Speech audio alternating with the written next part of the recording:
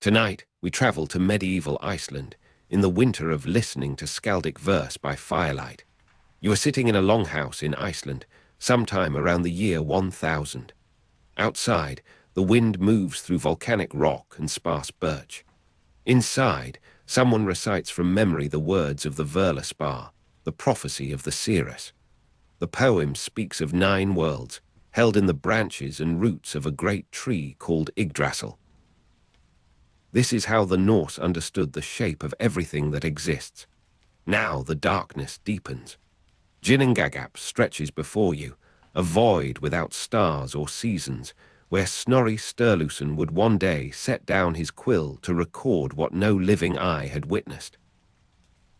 You are standing in the absolute darkness of the primordial chasm, and the name itself seems to move against your ear like breath across cold stone. Ginnunga, perhaps meaning magical or deceptive, and gap, the void, the chasm, the yawning absence where nothing yet held form. The prose Edda, traditionally attributed to Snorri Sturluson in the 13th century, would later give this place its most complete telling, though the stories themselves drifted through Viking Age oral traditions long before any ink touched parchment. Around you, the darkness has texture. It presses against your skin like velvet soaked in meltwater. You cannot see your own hand before your face, yet you feel the vastness extending in every direction, a space so empty that even silence seems to have not yet been invented. The poetic Edda, preserved in the Codex Regius manuscript compiled around 1270, would remember this moment in Völuspá as the initial state of the universe, a void from which all other voids would take their measure. Völuspá speaks of this darkness, this absence, this not yet beginning where even time had not learned to flow in one direction. Somewhere to your north, though north is only a word you cling to in the featureless dark, Niflheim waits in its realm of ice, mist, and darkness. The cold from Niflheim moves toward you across the emptiness, and you feel it before you hear it, a pressure against your cheeks, a tightening of the air in your lungs. The ice of Niflheim groans as it expands, a sound so slow and immense that your body registers it as vibration rather than noise, a frequency felt in the marrow rather than the ear. The creak of expanding ice echoes across the nothing, each crack arriving long after the stress that caused it, as if the void itself were learning how to carry sound. To your south, Muspelheim burns with its realm of fire, heat, and brightness. You cannot see the flames yet. The warmth reaches you like a distant forge you cannot see, a promise of light that remains only promise, only warmth against the cold pressing from the opposite direction. The heat from Muspelheim and the ice from Niflheim begin their slow approach across the void, and you stand at the center of their meeting, this Ginnungagap, this magical void, this deceptive chasm that holds within its name the warning that nothing here is as it seems. Steam rises where the approaches begin, though the fire and frost have not yet touched. You see it in your mind's eye, perhaps, or perhaps the darkness itself has grown thick enough to hold shapes. Steam rising where fire meets ice, neither winning, neither surrendering, a perpetual negotiation written in vapor and condensation. The steam carries no smell. The void has not yet learned to scent itself. But the moisture beads against your forehead, and you taste salt where it gathers at your upper lip, salt that seems to have been waiting in the darkness as long as the darkness itself. A drop falls somewhere to your left. The sound of dripping water in absolute darkness is not like other sounds. It arrives without context, without the visual confirmation that would anchor it in space. You turn toward it, or you imagine turning, and another drop follows, and another, each one marking time in a rhythm that predates rhythm. The melting ice in the void has begun, though no sun yet warms it, though no season calls for thaw. The drops fall from the melting ice and gather in the darkness, and where they gather, something changes. The shape that forms is not sudden. You watch it the way you might watch frost grow across a window, each moment indistinguishable from the last, until the pattern holds complete. The drops form a shape that becomes Ymir, the first giant, and Ymir lies in the gathering pool of his own making, his body pale as the ice that birthed him, his limbs heavy with the weight of being first. According to Norse mythology, Ymir was a hermaphroditic giant who produced offspring from his own sweat, and in some interpretations, this suggests a capacity to populate the emptiness without companion or counterpart. Ymir's chest rises and falls. The sound of his breathing fills the space where no other sound has yet found purchase, a rhythm deeper than the dripping, slower than the groaning ice. You feel the warmth of Muspelheim against your back now, stronger, closer, while the cold from Niflheim still presses against your face. Ymir lies between these forces, formed by their meeting, the first living being to claim a place in the primordial void that existed before the creation of the cosmos in Norse cosmogony. Beside him, where the ice has melted to reveal what the darkness concealed, a cow stands in the mist. Audhumla emerges alongside Ymir, her body steaming where the cold still clings to her flanks, her hooves finding purchase on ground that has never before known weight. She is the second living being in this Ginnungagap, this void that Snorri would later describe in the Prose Edda, this magical chasm that holds its secrets in its very name. Audhumla moves through the endless mist, and you hear her breath, the soft percussion of her nostrils, the shift of her weight from hoof to hoof on the unformed ground. The taste of salt on the tongue of a cow in endless mist is not something you can know directly, yet you feel it as she does, the mineral sharpness against her rough tongue, the way it draws moisture, the way it promises something hidden within the ice. Audhumla licks salty ice blocks, and you watch the rhythm of her labor, the steady return of her head to the same block, the patience of a being who has nowhere else to be, nothing else to do but wait for what the ice might surrender.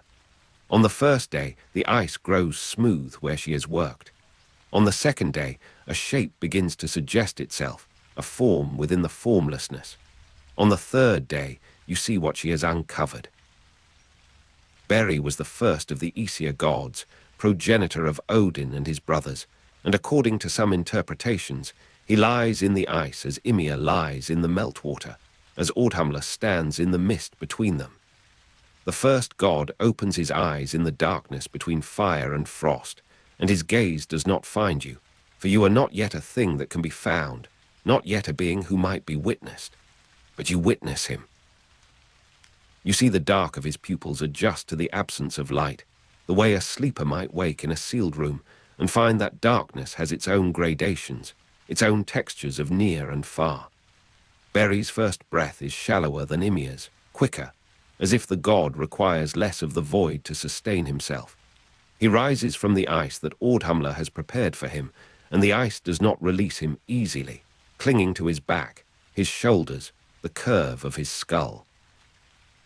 He stands in the steam that rises where fire meets ice, neither winning, and his form is outlined in that steam, limbed in the perpetual negotiation between Muspelheim and Niflheim. The warmth of Muspelheim reaches him from the south, and he turns toward it as a plant might turn, as if warmth were a direction he might follow. The creation myth in the Prose Edda draws on earlier oral traditions from the Viking Age, and you understand, standing in this darkness with Beri and Ymir and Audhumla, that you are present at a story that may feel ancient and ongoing. Snorri Sturluson was an Icelandic chieftain and law speaker who would later record these myths, and though his quill has not yet touched the parchment that awaits in the year 1220, the stories themselves are already complete, already moving through time in forms both spoken and silent. The Völuspá, preserved in the Codex Regius manuscript compiled around 1270, holds a version of this darkness, this void, this initial state of the universe where you now stand. Ymir stirs in his pool. The hermaphroditic giant who produced offspring from his own sweat turns his head, and you hear the water shift around him, the small waves of his movement breaking against nothing, returning to lap at his own skin. He does not see Beri.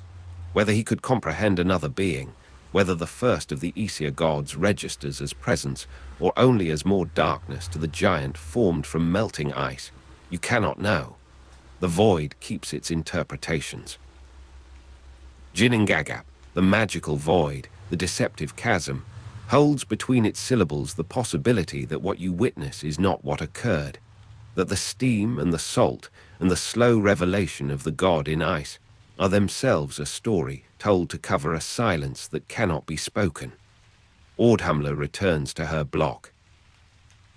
The taste of salt on her tongue continues, and you feel the roughness of the ice against your own imagined tongue, the patience required to believe that something waits within the frozen water, that licking will reveal what force would only shatter.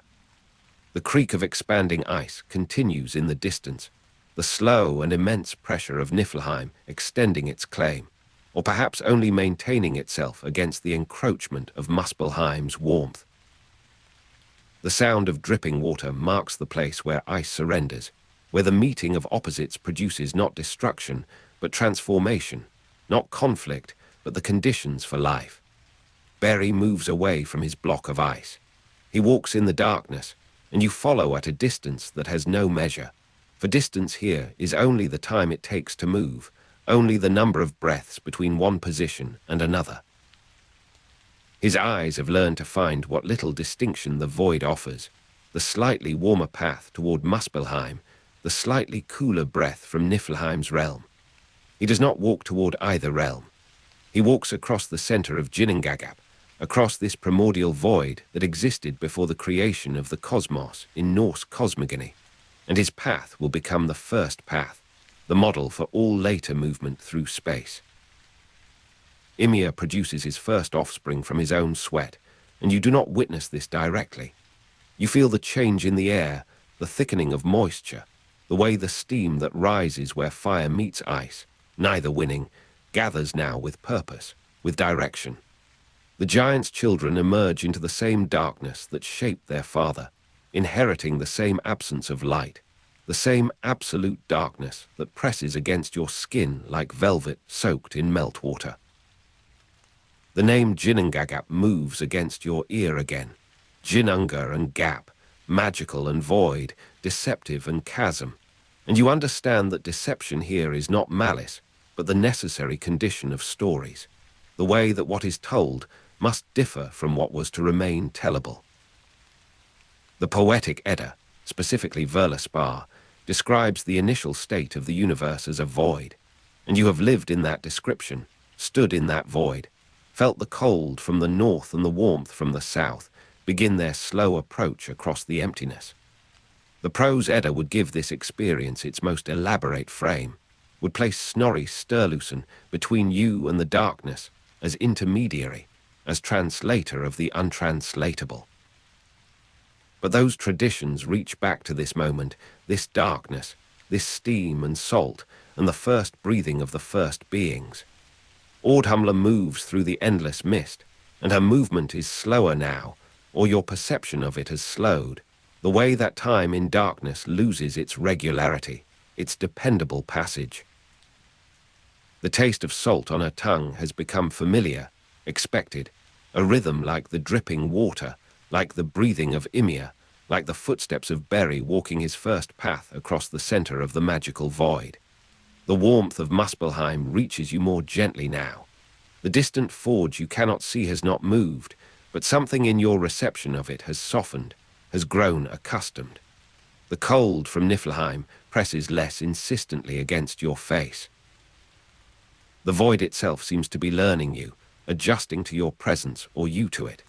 The creak of expanding ice, slow and immense, continues, but it arrives from farther away, as if Niflheim were receding, or as if your attention were turning elsewhere, toward the steam, toward the salt, toward the steady labor of Ordhamla at her block.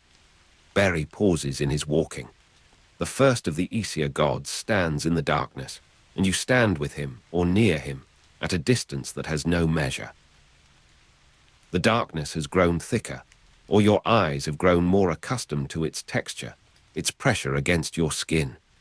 You feel the steam that rises where fire meets ice gather around you, neither winning, neither surrendering, the perpetual negotiation that produced Ymir from melting, that produced Ordhamler from the same melting, that revealed Beri himself over 3 days of patient licking. The sound of dripping water slows. Each drop now arrives after a longer interval, as if the ice of Niflheim were growing tired of its own thawing, or as if the warmth of Muspelheim were withdrawing, the distant forge you cannot see burning lower, burning softer. The drops fall from the melting ice and form shapes that do not complete themselves, that suggest Ymir but do not become him, that gather and disperse in the darkness without achieving the first giant substantiality. Ordhamler's head rises more slowly from her block. The salt there has diminished, or her need for it has been satisfied, or the endless mist has grown too thick for the continuation of her labor. The cow stands in the mist, and the mist moves around her, and the steam that rises where fire meets ice, neither winning, wraps her in its perpetual negotiation, its refusal to resolve. Beri's eyes close. He opened them in the darkness between fire and frost, and now he closes them again, and the darkness does not change with this closing, does not grow darker or lighter, does not shift in its texture, its pressure, its absolute presence. The progenitor of Odin and his brothers stands motionless in the center of Ginnungagap, and you stand near him, at a distance that has no measure, in the magical void, the deceptive chasm, the yawning absence where nothing yet holds form, but where form has begun its slow emergence. The cold from Niflheim continues. The warmth from Muspelheim continues. The creak of expanding ice, slow and immense, arrives from very far away now, or your hearing has grown less certain, less able to fix sounds in space. The sound of dripping water comes at intervals too long to predict, each drop a small event in the vastness, each drop a reminder that melting continues, that transformation persists, that the void is not empty but full of its own processes, its own slow changes. You feel the steam against your face. The warmth of Muspelheim, the distant forge you cannot see, has grown very gentle, very soft, a suggestion rather than a presence. The taste of salt remains on your tongue, or on the tongue you imagine, the tongue of Ordhamler in the endless mist, the tongue that revealed the first god over 3 days of patient labor. The darkness presses like velvet. The darkness holds you like water holds a floating thing, without grasping, without releasing. Beri breathes. The rhythm is slower than Ymir's first breathing, slower than your own, a rhythm that belongs to the void itself, to the Ginnungagap that contains all rhythms within its absence of time. The first of the Aesir gods, the progenitor of Odin and his brothers, inhales the steam that rises where fire meets ice, neither winning, and exhales something that might become the first word, the first sound shaped with intention, the first call across the emptiness that waits to answer. The answer does not come, or it comes so slowly that you do not hear it, so slowly that it belongs to the continuation that waits beyond this first emergence, this first standing in the darkness, this first opening of eyes that find nothing to see and so learn to see the nothing itself. The void that existed before the creation of the cosmos in Norse cosmogony continues around you, and you continue in it, and the steam rises, and the ice creaks, and the drops fall at intervals too long to predict, too gentle to startle. Ordhamler's breath is steady. The cow stands in the mist, and the mist is very thick now, very soft, and the salt on her tongue is a memory of salt, a taste that persists without source, without the block of ice that revealed Beri over 3 days of her patient labor. The magical void, the deceptive chasm, the Ginnungagap that Snorri would later name in the prose Edda composed around 1220, holds all of this in its syllables, in its breath across cold stone, in its refusal to be only one thing, only void, only magic, only deception. The darkness moves, or you move in it, or the distinction between movement and stillness has grown too fine to hold. The steam rises where fire meets ice, and you rise with it, or sink, or remain in a place that has no name, no measure, no position except the center of the primordial void that existed before the creation of the cosmos.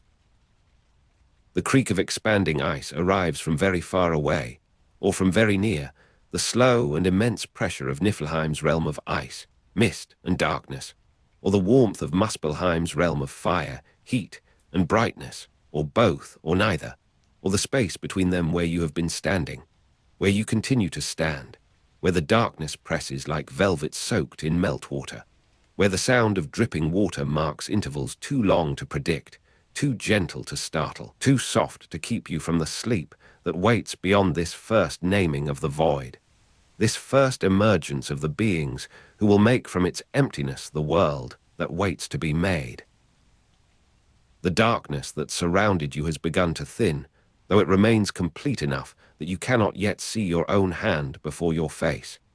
Somewhere in the vastness that stretches beyond where you stand, 3 figures are moving with purpose through the black. You cannot see them, but you sense their passage in the way the emptiness seems to gather and shift, in the way the cold air holds the memory of intention. They are Odin and his brothers Vili and Vi, according to the Prose Edda, and they are walking toward a place where the giant Ymir lies sleeping in the dark that existed before the making of the world. Around you, the void has begun to feel less empty than it did before, as though something immense is breathing just beyond the reach of your perception, as though the darkness itself has texture now, weight, the faint iron smell of something living that has not yet been named. The ground beneath your feet, which was nothing a moment before, has become something you can almost feel, a surface that yields slightly and then holds, like packed snow that has begun to freeze from within. You are standing at the place where the 3 brothers have found the sleeping giant, and the cold that moves across your face carries with it the particular stillness of deep sleep, of a body so large that its breathing does not disturb the air around it. Ymir, the first of the frost giants, lies in the darkness that existed before the making of the world, and his form extends beyond what you can sense in any direction. The brothers stand at the edges of his vastness, and you are among them, close enough to feel the warmth that rises from the giant's skin, close enough to smell the salt and iron of his blood where it moves beneath the surface of his dreaming. According to the Prose Edda, Odin and his brothers Vili and Vi killed Ymir, and the moment of that killing is approaching through the dark like a wave that has not yet broken. The weapon rises, though you do not see it clearly, and the darkness that existed before the making of the world is split by a sound that has no echo because there is nothing yet to echo against. Ymir's blood comes forth in a flood that has no name because naming has not yet begun, and the iron smell of blood enough to drown a race fills the emptiness that surrounds you. The blood is warm where it touches your face, then cold as it spreads, and you are standing in water that rises to your ankles, then your knees, then your waist, and still the giant pours forth his substance into the void. Ymir's blood became the oceans, drowning all giants except Bergelmir and his wife, and the red water that surrounds you now is the first sea, the first of the great waters that will hold the world in place. The cold of the new earth still holding memory of ice reaches you through the flood, and you feel the last of the primordial chill where the blood has not yet warmed what lies beneath. A single pair of giants saved by wood, floating in the red water, passes near where you stand, and you see the hollowed log that carries them, the Norse equivalent of a flood myth that will be remembered when memory itself has been given to other beings. Bergelmir and his wife cling to the edges of their wooden shelter, and their faces hold the particular expression of those who have watched everything they knew disappear beneath a surface that does not distinguish between what was made and what was only dreamed. The log turns slowly in the current of Ymir's blood, and the sound of water moving against wood is the first rhythm that the new world will know, the first percussion of survival against the silence that preceded it. You watch them drift past, and the red water that stretches in all directions without yet reflecting any light. For light has not yet been placed in the sky that has not yet been made. The flood subsides gradually, not receding, but rather settling into itself, finding the low places that will become the deep oceans and the higher ground that will become the continents that have not yet been named. You are standing on ground that was not ground before, and the texture of bone becoming stone, rough and permanent, is beneath your feet where Ymir's vast skeleton has begun to settle into what it will become. Ymir's flesh became the earth, his bones the mountains, his teeth the rocks, and you can feel the transformation happening in the substance that supports you, the slow hardening of what was soft into what will endure. Around you, the landscape is taking shape in the darkness, the first hills rising where muscles once were, the first valleys forming where the flesh has settled into its final rest. The sound of 4 dwarves straining beneath the weight of the sky reaches you from somewhere above, though there is not yet any above to speak of, only the darkness that is somehow different now, as though it has been stretched thin in places. Ymir's skull was lifted to form the dome of the sky, held by 4 dwarves, and you can sense the vast curve of bone that is being raised above the world, that is being made from the world that was unmade. The 4 dwarves are named Nordri, Sudri, Ostri, and Vestri, and their names mean north, south, east, west, and they stand at the cardinal points where the skull of the giant meets the new earth at the horizon that has only just become possible. You are standing beneath the rising dome, and the darkness above you is different now, held up by the effort of Nordri, Sudri, Ostri, and Vestri, who will hold it forever, or for as long as forever lasts in a world that has only just begun. Ymir's brains were scattered to become the clouds in the sky, and you feel the soft substance pass near your face, not wet as you might expect, but dry, lighter than the air it displaces, settling into patterns that drift and gather and disperse in rhythms that have not yet been established. The clouds are the first things to move in the sky that has only just been lifted into place, and their movement is without purpose, without the pursuit that will come later, only the gentle wandering of substance that has not yet found its final form. Above you, where the skull of Ymir curves away into the distance that has only just become possible, the clouds gather and thin and gather again, and the darkness that was complete is now merely deep, merely the absence of light rather than the presence of its opposite. The first light, too bright, held in chariots to be manageable, has not yet been placed, but you sense the preparation for it, the gathering of purpose that precedes the making of the sun and the moon. The brothers are moving again, Odin and Vili and Vi, according to the prose Edda, and their footsteps carry them across the new earth that was Ymir's flesh, across the bones that are becoming mountains, toward the place where the giant's forehead still rises above the general level of the land. The gods established the rhythm of day and night, summer and winter, but that establishment has not yet happened, and the darkness that surrounds you remains the darkness that existed before the making of the world. Only now it has shape. Now it has the interior space of a skull that has been lifted to become the sky.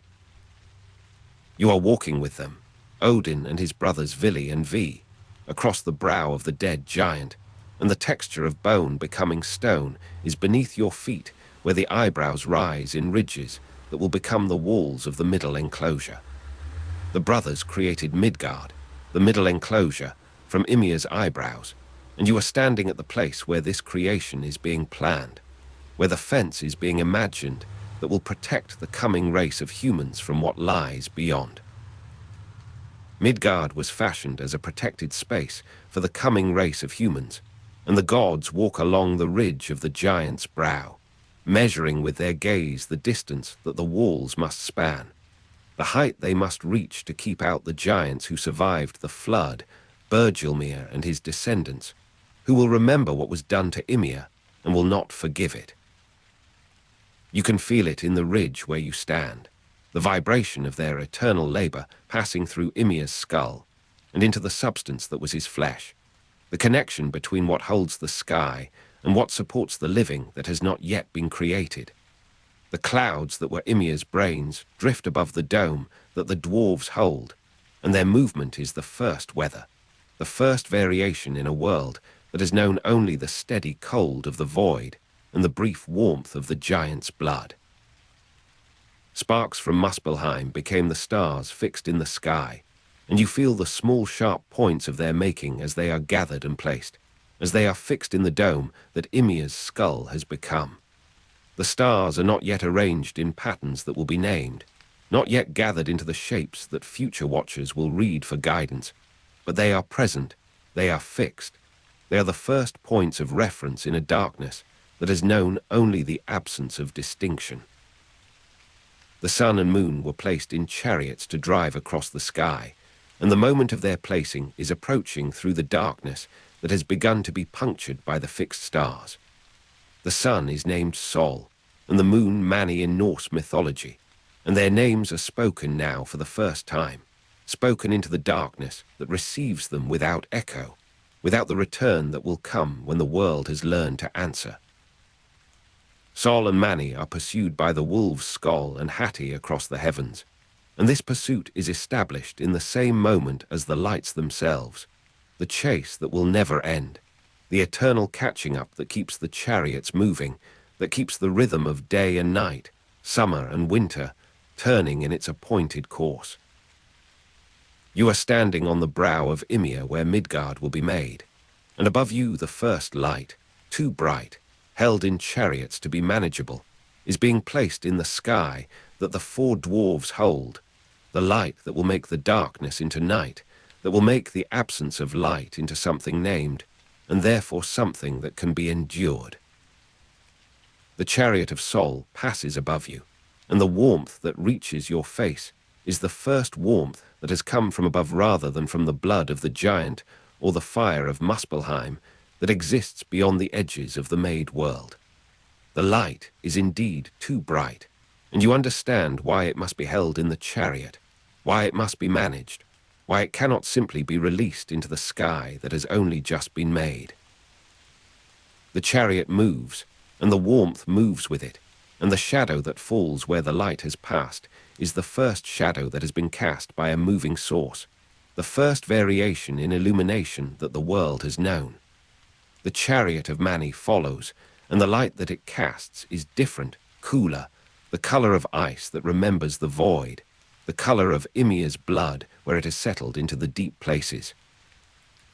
The moon is named Mani, and his passage is slower, more measured, as though the darkness that he illuminates requires more careful attention than the day that Sol commands. You feel the presence of Hati behind Mani's chariot, the second wolf who runs through the night that has been established by the gods, who keeps the moon moving in his course as his brother keeps the sun. You are walking again, away from the brow of Ymir where Midgard will be fenced, away from the place where the coming race of humans will live in the protected space that the brothers have planned. The texture of bone becoming stone is still beneath your feet, but the surface has begun to change, to gather the softness that will become soil, that will receive the seeds that have not yet been planted. Around you, the world that is being made from the unmade world extends in all directions, and the darkness that existed before the making of the world has become something else, has become the night that follows the day, the shadow that moves as the chariots move, the absence that makes presence meaningful. The iron smell of blood enough to drown a race has faded from the air, replaced by the smell of stone where it has been exposed, of water where it has gathered in the low places, of the clouds that were Ymir's brains where they drift in the sky that the four dwarves hold. You are standing at the edge of the new sea, the ocean that was Ymir's blood, and the water that stretches before you is dark, reflects the stars that have been fixed, reflects the passing of Sol and Mani in their chariots. The sound of water moving against the shore is the first sound that the world has made for itself, the first rhythm that has not been established by the gods, but has emerged from the substance that the gods have shaped. Bergelmir and his wife, the single pair of giants saved by wood, floating in the red water, have found land somewhere beyond where you can see, have established the continuation of the race that the flood was meant to end. The hollowed log that saved them lies somewhere on the new shore, and from it will come the generations of giants who will remember Ymir, who will not forgive what Odin and his brothers Vili and Vi did according to the Prose Edda. This darkness has shape, has interior, has the stars that were sparks from Muspelheim fixed in the dome that Ymir's skull has become, has the following of Mani in his chariot and the pursuit of Hati across the heavens. You are standing in the night that has been established by the gods, and the darkness presses against you like something that has been made rather than something that simply is, something that has purpose, that will yield to the return of Sol in her chariot, to the pursuit of Skoll that keeps her moving. The clouds that were Ymir's brains drift across the stars, and their movement is the first weather that the world has known, the first variation in the sky that is not the passage of the lights in their chariots. You can feel the moisture that they carry, the possibility of rain that has not yet fallen, the cycle that will be established when the world has learned to turn water into vapor and back again. Nordri, Sudri, Ostri, and Vestri hold the skull of Ymir at the four corners of the world, and their names mean north, south, east, west, and these directions have meaning now, have the reference points that make movement possible, that make the journey from one place to another something that can be planned rather than something that happens in the undifferentiated dark. You are walking again, and the ground beneath your feet has become softer, has gathered the depth that will become the soil of Midgard, the protected space that the brothers created from Ymir's eyebrows. The texture of bone becoming stone is still present beneath the softness, still the foundation of everything that has been made, but it is covered now, disguised by the transformation that the surface has undergone. Around you, the world that is being made extends in all directions, and the fence that will protect the coming race of humans is visible in the distance, the ridge of Ymir's brow that the brothers walked along, that they planned as the boundary of the middle enclosure. The Prose Edda attributes the creation of human beings to Odin, Honir, and Lodr, and this creation has not yet happened, but the preparation for it is everywhere in the world that you walk through. You are standing in the world that waits for the humans who will inhabit Midgard, the protected space that was fashioned for them before they existed, and the waiting is not empty, is full of the preparation that the gods have made, the placing of the lights in their chariots, the fixing of the stars, the holding of the sky by the four dwarves who strain eternally beneath its weight. The chariot passes above you, and the warmth reaches your face, and the shadow that you cast is the first shadow that you have seen in the light of the made world, the first evidence that you are present in the world that is being made, that you are not merely watching, but are part of what is happening. The clouds that were Ymir's brains have gathered where the warmth of Sol's passage has lifted moisture from the new sea, and their drifting is the first cycle that the world has made for itself, the first transformation that has not been directly established by the gods. You are standing in the light of the made world, and the darkness that existed before the making of the world is visible only in the shadows that the light casts, in the night that will follow this day, in the memory that the cold holds of the time before the cold was named. The sound of water moving in the new sea is the rhythm that underlies everything, the percussion against which the sound of four dwarves straining beneath the weight of the sky is heard, against which the passage of Sol and Mani in their chariots is measured. You are walking along the shore of the ocean that was Ymir's blood, and the water that moves against the land is dark with the depth that it has gathered, reflects the clouds that were Ymir's brains where they drift above, reflects the dome that the skull of the giant has become. Bergelmir and his wife have established their presence somewhere beyond the horizon that has only just become possible, and their descendants will remember, will not forgive, will press against the fence of Midgard that the brothers have planned. You turn toward it, and the wind that moves across your face carries the particular quality of that direction. The cold that is not merely absence of warmth, but presence of something else. Something that remembers the void, that remembers the darkness that existed before the making of the world. The texture of bone becoming stone is visible where the shore has been broken, where the new sea has cut into the land that was Ymir's flesh, and you can see the transformation that is still happening, the slow hardening that will continue for as long as the world lasts. You are standing on a shore where the land has turned to stone, and the new sea moves against it with a rhythm that has not changed since the gods first shaped the world. The cold air moves across your face, carrying salt from the water and something older, something that rises from far below the surface of things. Around you, the stone shore curves away into a grey distance where mist has settled over the water, and the light is the colour of old silver, neither day nor night, but something suspended between them. You are standing at the harbour at dawn, though this harbour holds no ships of ordinary wood and sail. The vessels here are made of different materials, of nail and bone and the compressed breath of giants, and they move between worlds on currents that do not correspond to any wind you have felt before. The cold air moves across your face again, and you taste iron in it, the mineral taste of deep water or of blood that has been exposed to air for a very long time. Around you, the merchants are unloading their cargoes, but these are not merchants of grain or cloth. They carry memories in sealed jars, and the fragments of futures that have not yet decided whether they will cohere. The texture of the air changes as they pass, becoming heavier, as if the mist itself has learned to bear weight. The sound of teeth on wood, very far down, very slow, reaches you not through your ears, but through the soles of your feet, through the stone that was once bone, through the root systems that extend beneath all harbours and all shores. You feel it as a vibration that matches the rhythm of your own heart, slowed to a quarter of its ordinary pace.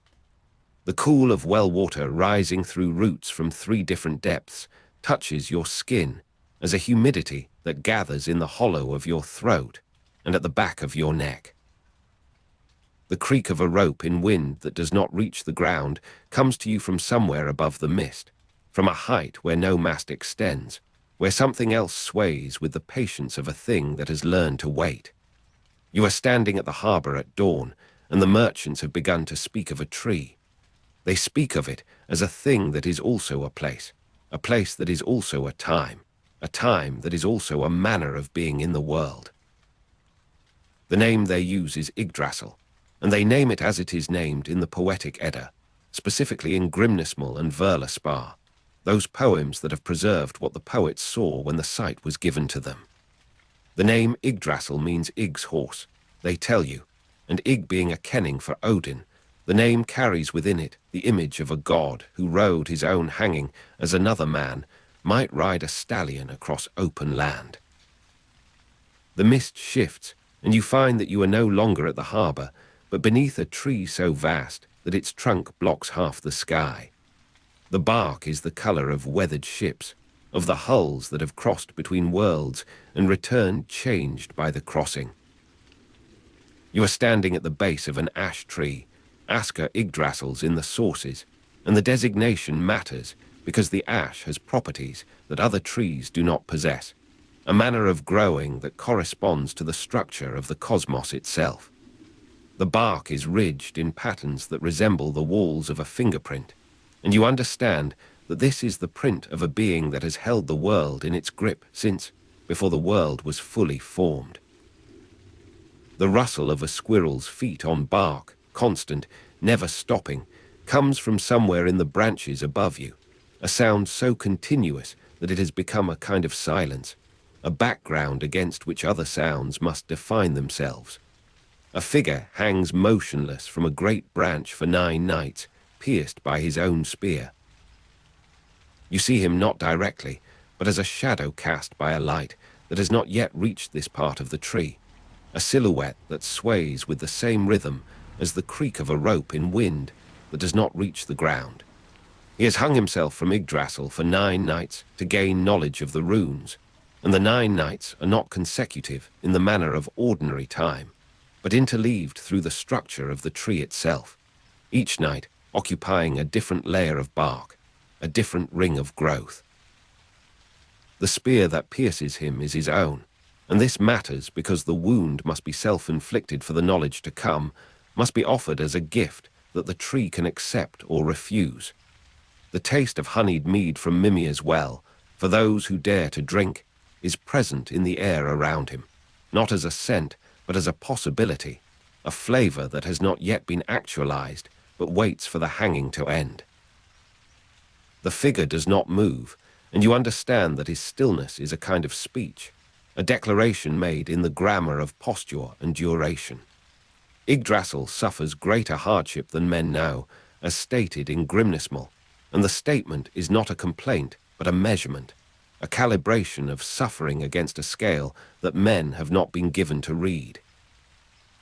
The 3 roots descending into different darknesses, each with its own water, extend from the trunk at points you cannot see from where you stand. You are standing at the base of Yggdrasil, and the roots have already passed beyond your field of vision, descending into soils that correspond to different realms beneath the tree. One root extends to the Aesir in Asgard, and you feel its passage as a warmth that rises against your left hand where you have placed it on the bark. One root extends to the frost giants, and this you feel as a cold that seems to originate inside your own bones and extend outward to meet the root's descent. One root extends to Niflheim, and this you do not feel at all, which is the most disturbing of the 3 sensations, the absence of sensation that marks the presence of something that has learned to hide itself from perception. Beneath the root in Asgard lies the Well of Urd, where the Norns dwell. You see it not directly, but as a shimmer in the bark above the root's origin, a quality of surface that suggests depth without revealing it. The Norns are there, though you do not see them either, and their presence is announced by the sound of water being drawn and poured, a rhythm that underlies the rustle of a squirrel's feet on bark, constant, never stopping. Beneath the root in Jotunheim lies the Well of Mimir, source of wisdom. The sweetness is not uncomplicated. It carries within it the flavor of what has been sacrificed to obtain it, the head that was severed, and continues to speak from the well's depth. The root that extends to the frost giants passes through territories where the cold is not merely absence of heat, but a positive force, a substance that can be shaped and wielded. Beneath the root in Niflheim lies the spring H. Virgilmere, source of many rivers. This is the deepest root, the one that extends into the realm of mist and darkness, and the water that rises from it carries the memory of ice that has never melted, of the void that existed before the void was named. The dragon Nidhogg gnaws at the root in Niflheim, and you feel this as a vibration that has traveled up the entire length of the root to reach you where you stand, transformed by its passage into something that resembles rhythm more than pain. The squirrel carries insults between the eagle above and the dragon below, and the insults are not mere words, but substances that accumulate in the tree's tissues, that make Yggdrasil suffer more than it would suffer from the dragon's teeth alone. You watch Ratatoskr descend with a message from above, his tail a banner of red against the grey bark, and you understand that his running is not exercise but function, that the tree requires this traffic of malice as it requires the water from its 3 roots. An eagle sits at the top of Yggdrasil with a hawk named Vedafalnir between its eyes. You cannot see them from where you stand, but you feel their presence as a pressure against the top of your skull, a weight that corresponds to the weight of the dragon's teeth against the soles of your feet. The eagle sees all that happens in the worlds beneath it, and the hawk between its eyes sees what the eagle does not notice, the details that escape even the highest perspective. 4 stags named Dane, Dvalin, Dunaya, and Durathra eat the leaves of Yggdrasil. You hear them before you see them. Their teeth on leaf matter a different texture from the dragon's teeth on wood, a sound that belongs to the daylight rather than the depth. They move among the lower branches, their antlers catching what light filters through the canopy, and you understand that their eating is not destruction, but pruning, a necessary reduction that allows the tree to continue its upward growth. The leaves being eaten from above, the roots from below, yet the tree continues. This is the central fact of Yggdrasil, more fundamental than its name or its species or the locations to which its roots extend. You are standing at the base of Yggdrasil, and you feel the continuity of its life as a pulse that does not match your own heartbeat, but encompasses it, a slower rhythm that has absorbed faster ones without being changed by them. The mist has returned, and you find that you are standing at the harbor at dawn once more, though the harbor is different now, changed by your having stood beneath the tree. The merchants continue their unloading, but you see that their cargoes include fragments of bark, vials of water from the 3 wells, the compressed air of the eagle's high perspective. The cold air moves across your face, and it carries now the complexity of all you have witnessed, the salt and the iron and the honeyed sweetness that is also the taste of sacrifice. Around you, the stone shore curves away into the grey distance, and the slow hardening that will continue for as long as the world lasts has already advanced by some imperceptible fraction. The name Yggdrasil means Ygg's horse, and you understand now that the horse is also the road, that to ride it is to travel along it, that the gods' hanging was a journey of a particular kind, a descent into the structure of things that required the sacrifice of ordinary movement. Ygg being a kenning for Odin, the name conceals and reveals at once, a manner of speaking that preserves knowledge by disguising it, that protects what is sacred by making it seem ordinary. The tree has 3 roots, extending to different realms beneath it, and you feel them now as 3 different qualities of the stone beneath your feet, 3 temperatures that have been transmitted through the earth from their distant origins. One root extends to the Aesir in Asgard, and this you feel as a warmth that seems to rise from inside the stone itself, from the memory of the giant Ymir whose body became the land. One root extends to Niflheim, and this you feel as an absence, a stone that seems to have no temperature at all, that has withdrawn from the ordinary commerce of heat and cold into a state that precedes both. The tree will tremble at Ragnarok, but is not said to be destroyed, and this qualification matters, this absence of finality in the face of the final event. The cold air moves across your face, and you carry within you now the memory of bark and root and leaf, of the 3 waters and the 3 darknesses, of the dragon's patience and the squirrel's perpetual motion, and the eagle's sight that encompasses all. The merchants have finished their unloading, and their vessels prepare to depart. You do not board them, though you could, though the possibility remains open like a door that has not been closed. The texture of bone becoming stone, rough and permanent, is visible where the shore has been broken, and you can see the transformation that is still happening. Yggdrasil stands with you, in you, through you, the ash tree that is also the world that is also the horse that is also the road that leads everywhere and nowhere and back to where you began, which is here, which is now, which is the mist and the stone and the cold air moving across your face with the persistence of a thing that has learned to wait.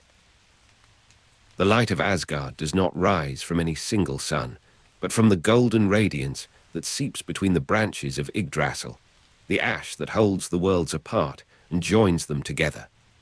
You are walking now across the plain that leads upward from the harbor, upward from the water that is not water, but the edge of something vaster, and the ground beneath your feet is firm with the memory of countless footsteps that have passed this way before. The air here carries a different weight than the mist you left behind, a clarity that seems to come from inside your own chest as much as from any sky above. Around you, the grass of the plain gives way to stone paths that have been worn smooth by the passage of gods and giants and the servants who move between their halls. The stone is grey, but not cold, holding warmth that seems to come from within its own substance rather than from any fire. You feel this warmth through the soles of your feet as you walk, and you notice how the path widens gradually, as if the road itself has learned to make room for processions that have not yet arrived. The sky above Asgard is not empty, but filled with a luminous haze, a brightness that has no single source, that seems to come from the walls themselves, from the towers that rise in the distance, from the very air that moves slowly across your face. In the distance, you can hear the sound of metal on metal, not the clash of battle, but the softer percussion of preparation, of weapons being gathered for a feast that will never end. This sound comes and goes on the slow wind, sometimes near, sometimes far, always present. You walk toward it, and as you walk, the stone beneath your feet changes gradually from grey to a lighter shade, almost white, as if the path itself grows cleaner as it approaches the center of this place. The walls of Asgard rise before you now, enclosed by a great wall that was built by a giant who demanded the sun, the moon, and the goddess Freyja as payment for his labor. The wall is high, and it is complete, and it stands because of a trick that stopped the builder who worked too fast. You remember this as you approach the gates, the memory of a horse and a builder who worked too fast, and the trick that stopped him. The horse was Svartalfheim, the stallion that helped the giant shape the stones and set them in place with a speed that threatened to complete the wall before the agreed time. The trick was Loki's, the shape changer who became a mare and led the stallion away, and from that union came Sleipnir, the eight-legged horse that would carry Odin between the worlds. The wall was finished, but not by the giant, and the sun and the moon and Freyja remained where they belonged.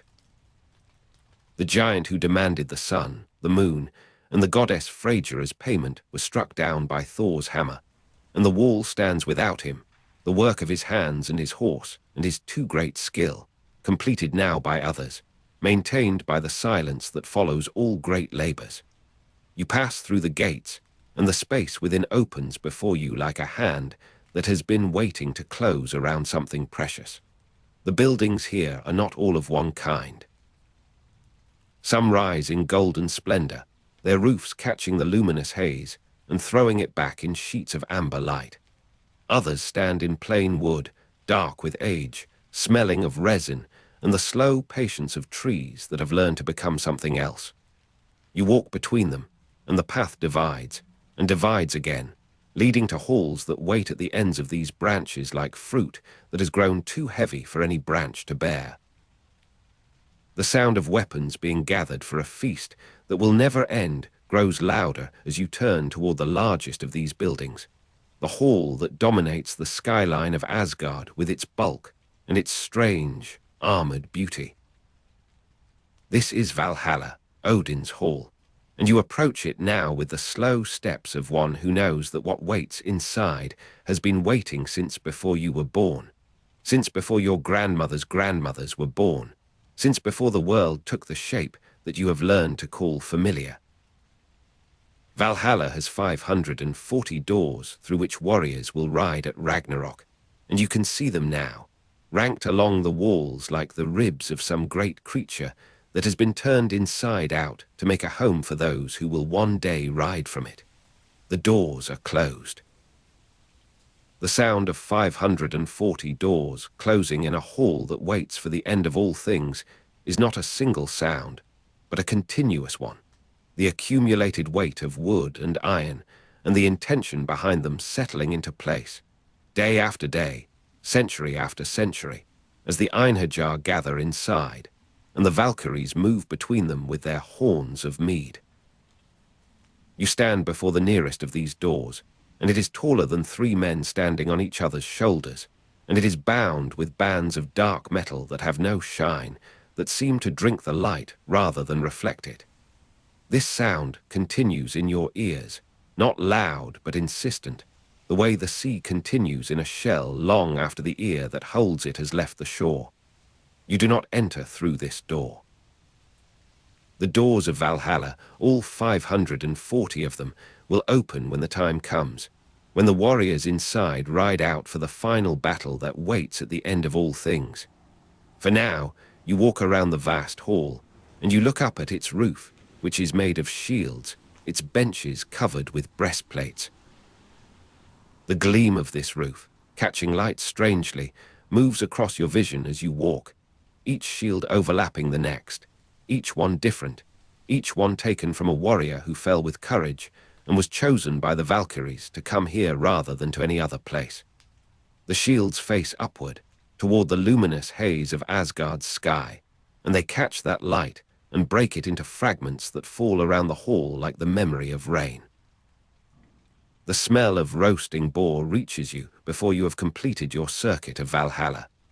It comes from the kitchens that must exist somewhere behind or beneath or within the great hall, the preparation of the meal that will feed the Einherjar, the warriors who fight all day and are resurrected each evening.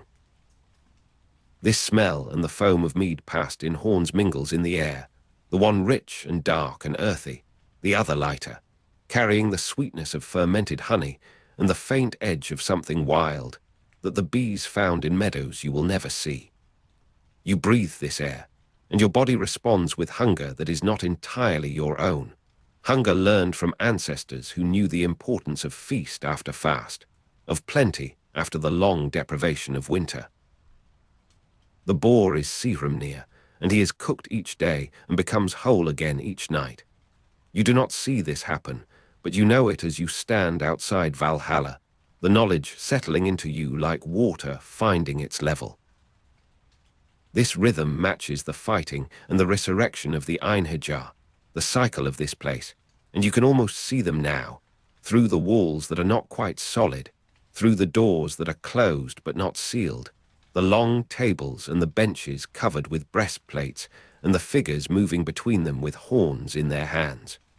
You turn away from Valhalla, from Odin's hall with its 540 doors, and its roof of shields, and its endless preparation for an end that has not yet arrived. The path leads you now toward the center of Asgard, toward the field where the gods meet in judgment, and as you walk, you pass other halls that stand along the way.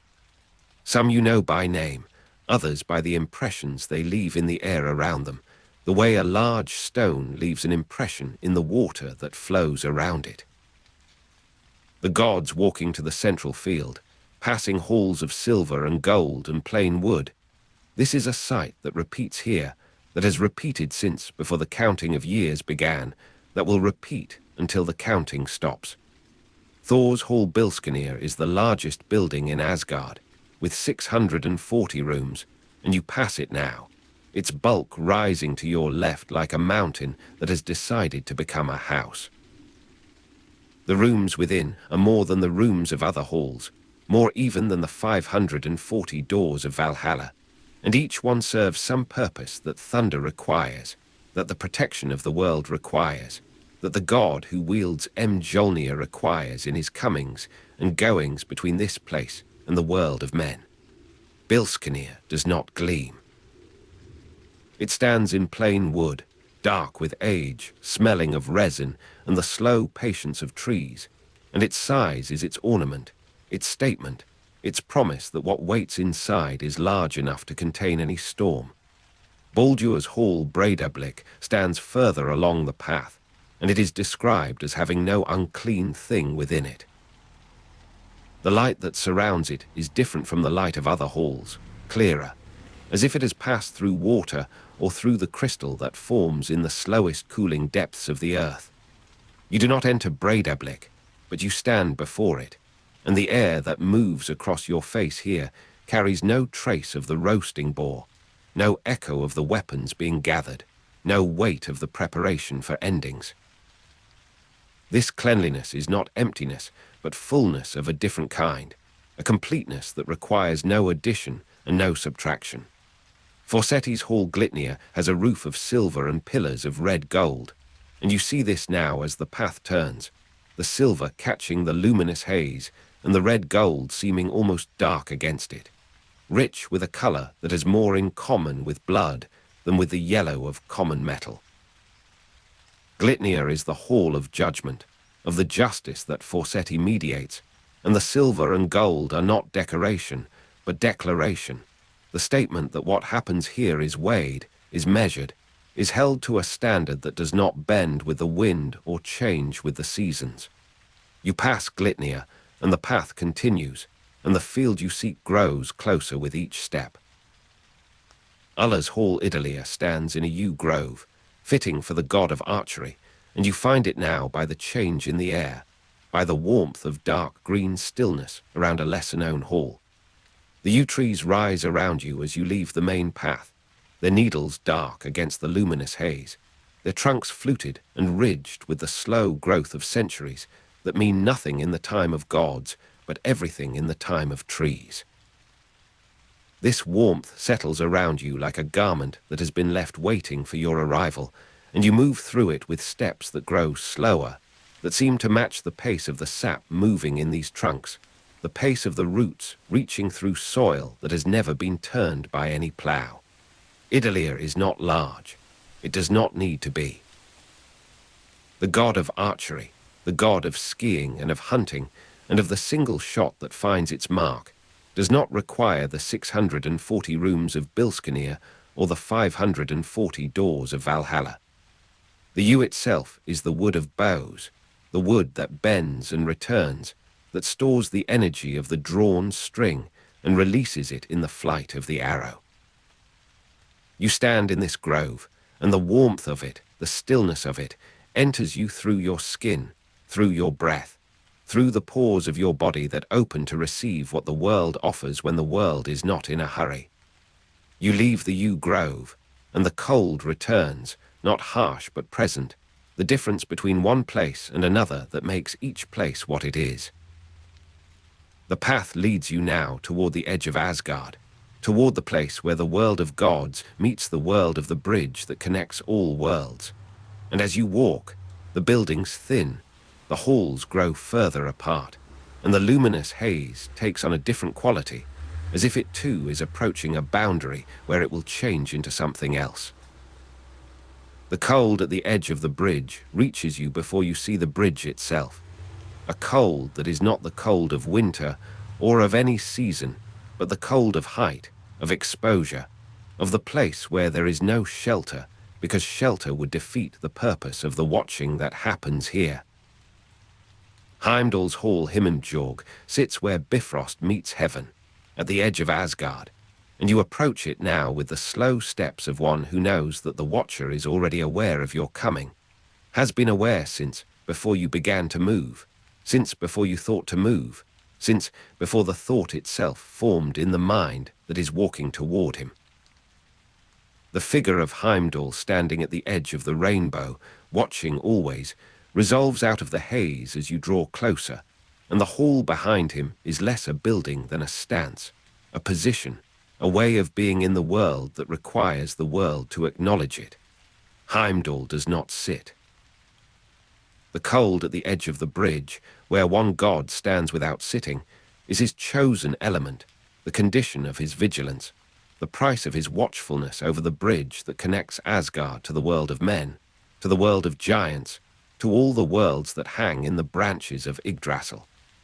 You see him now, and his eyes do not move to follow you because they do not need to move, because they already see, because they have always already seen.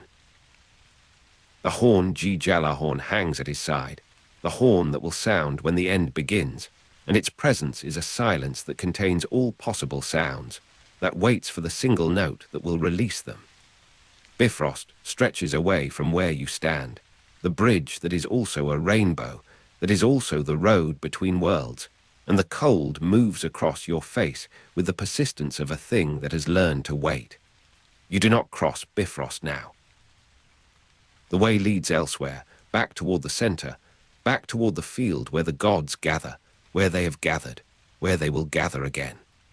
You turn from Heimdall, from Himinbjorg, where Bifrost meets heaven, and the figure of Heimdall standing at the edge of the rainbow, watching always, remains in your awareness as you walk, the way a sound remains in the ear after it has ceased, the way an image remains in the eye after the eyes have closed.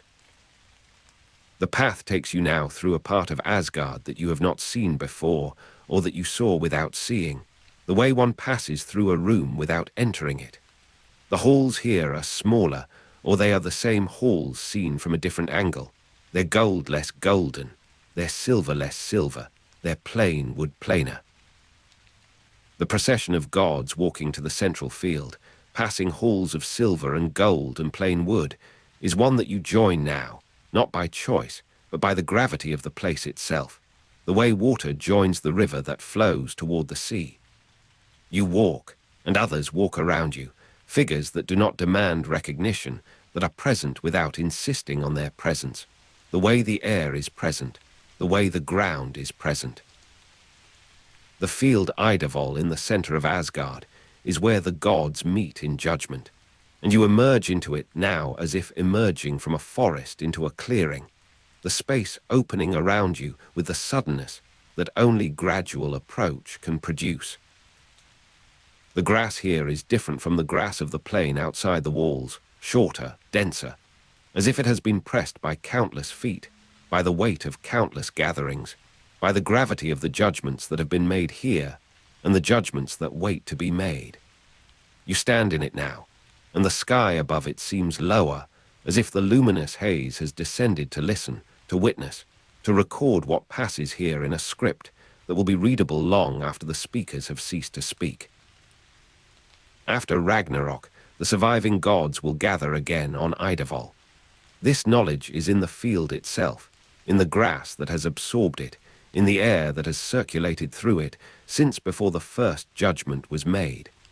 The field waits for this with the patience of fields, which is older than the patience of gods, which is older than the patience of stone.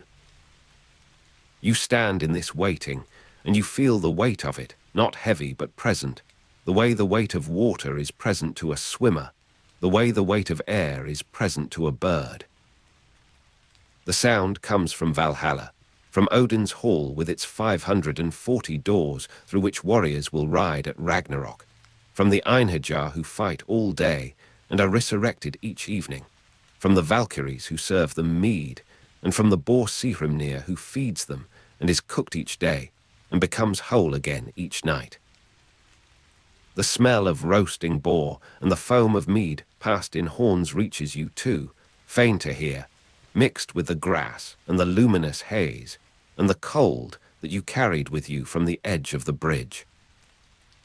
You move across Yggdrasil, and the field is larger than it appeared, larger than any field you have known, large enough to contain all the gatherings that have happened and all the gatherings that will happen, the processions that have no beginning and no end, but only the middle that is always now, always here, always this step, and then this step, and then the next.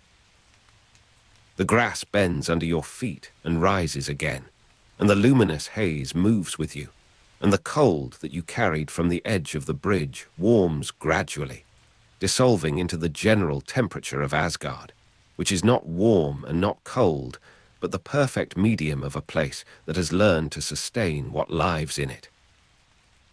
The gleam of a roof made entirely of shields, catching light strangely, calls you back toward Valhalla, or perhaps you were always moving toward it, the way a river moves toward the sea, the way a sleeper moves toward sleep.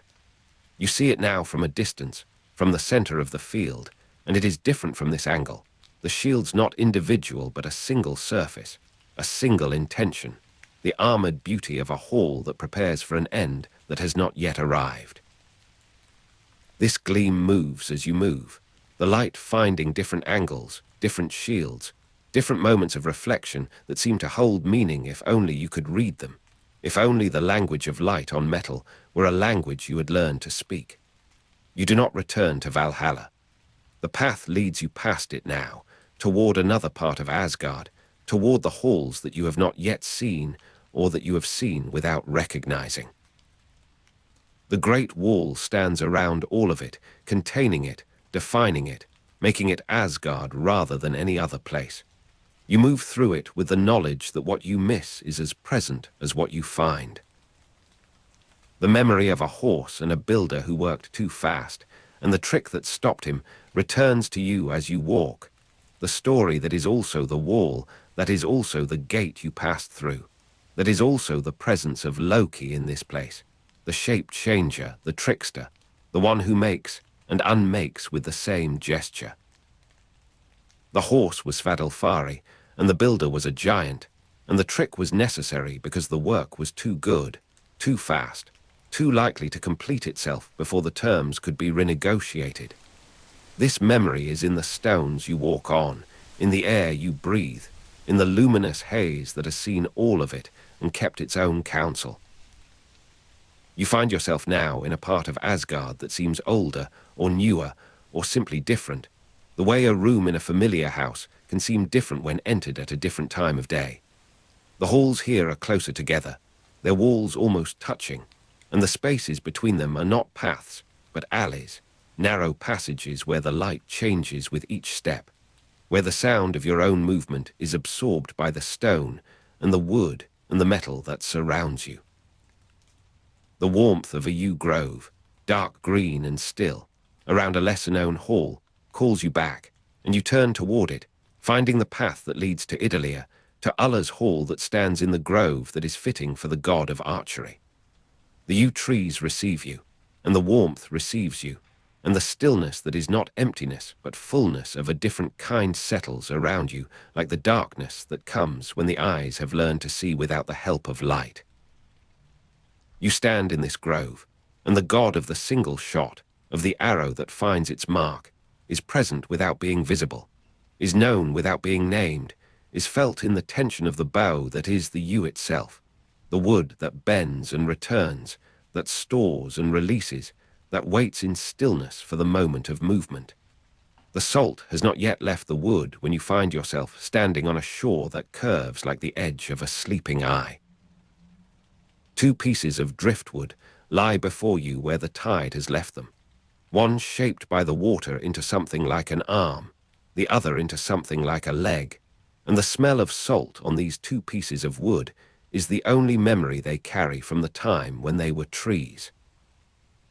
You are standing at a harbour at dawn, though this harbour has no walls, no merchants unloading their cargoes, only the slow turning of the water and the 2 forms that the ocean has sculpted from what was once ash, and what was once elm, or possibly vine and vine, for the names Ask and Emblad derive from ash and elm, or possibly vine and vine, and the scholars have never settled this, and the wood does not remember. The cold air moves across your face. Around you, the beach extends in both directions, pale sand darkening where the water reaches, and the 2 pieces of driftwood are becoming aware in a way that trees are not aware, are being given what trees do not have. 3 figures approach across the sand, and you do not need to be told their names to feel what they bring. The first kneels and presses his mouth to the mouth of the first piece of wood, and breath enters where before there was only the movement of sap, and this is Odin, who gave them breath.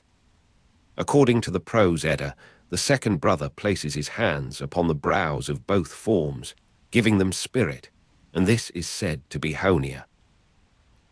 The third touches his fingers to the pale wood, and colour rises beneath the salt-stained surface, and blood begins its slow circulation, and this is Lodr, who gave them blood and colour.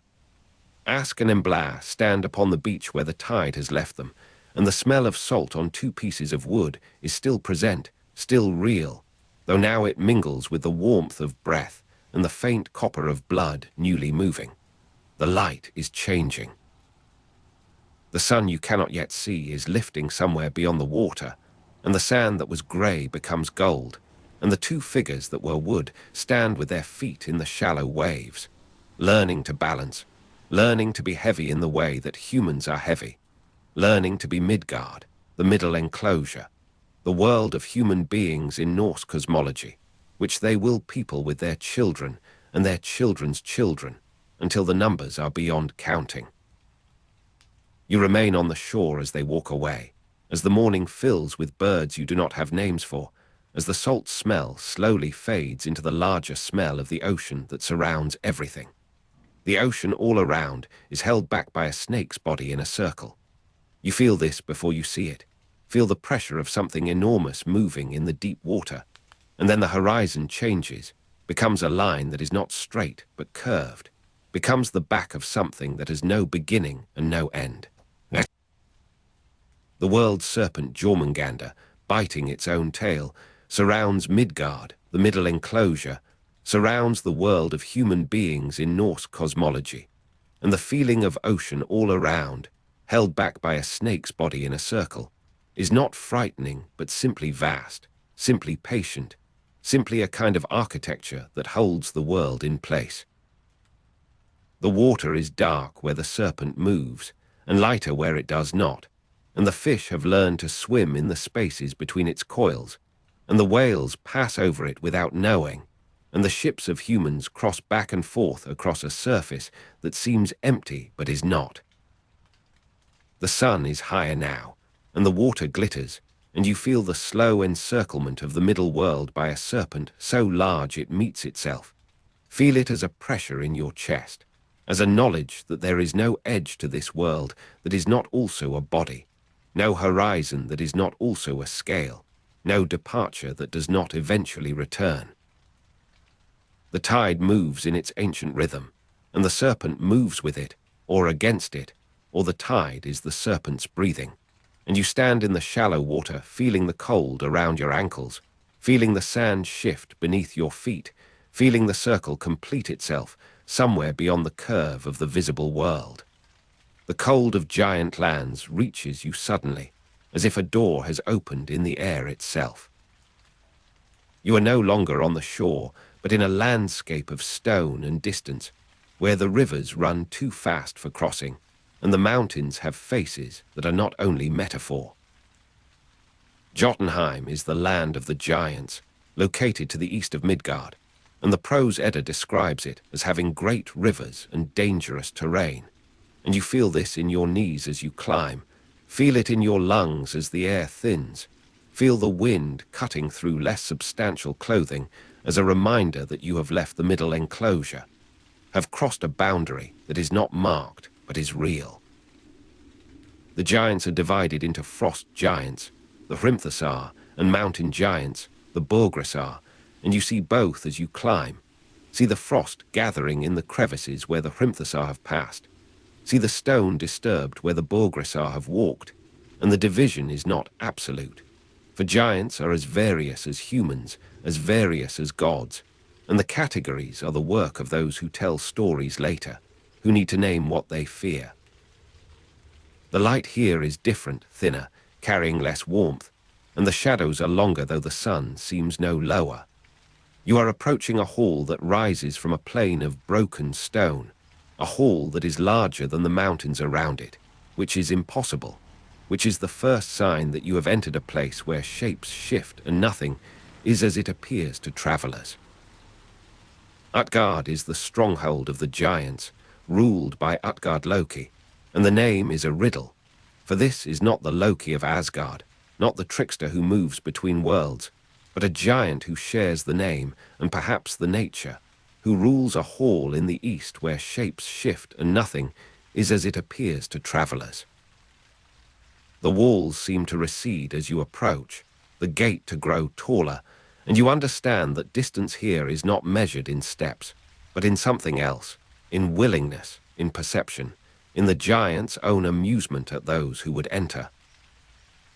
Inside, the hall is larger than the outside suggested, which is the second impossibility, and the third is the fire that burns without warmth in the center, and the fourth is the giant who sits in a chair that is also a mountain, who offers you a drinking horn that is also the sea, who invites you to lift a cat that is also the world's serpent, though you do not know this yet, will only learn it later in the stories that are told about the stories. The cold of giant lands is forgotten in here, replaced by a different cold, the cold of things that are not what they seem, of tests that cannot be passed, because they are not what they appear to be. You drink from the horn and the level does not change.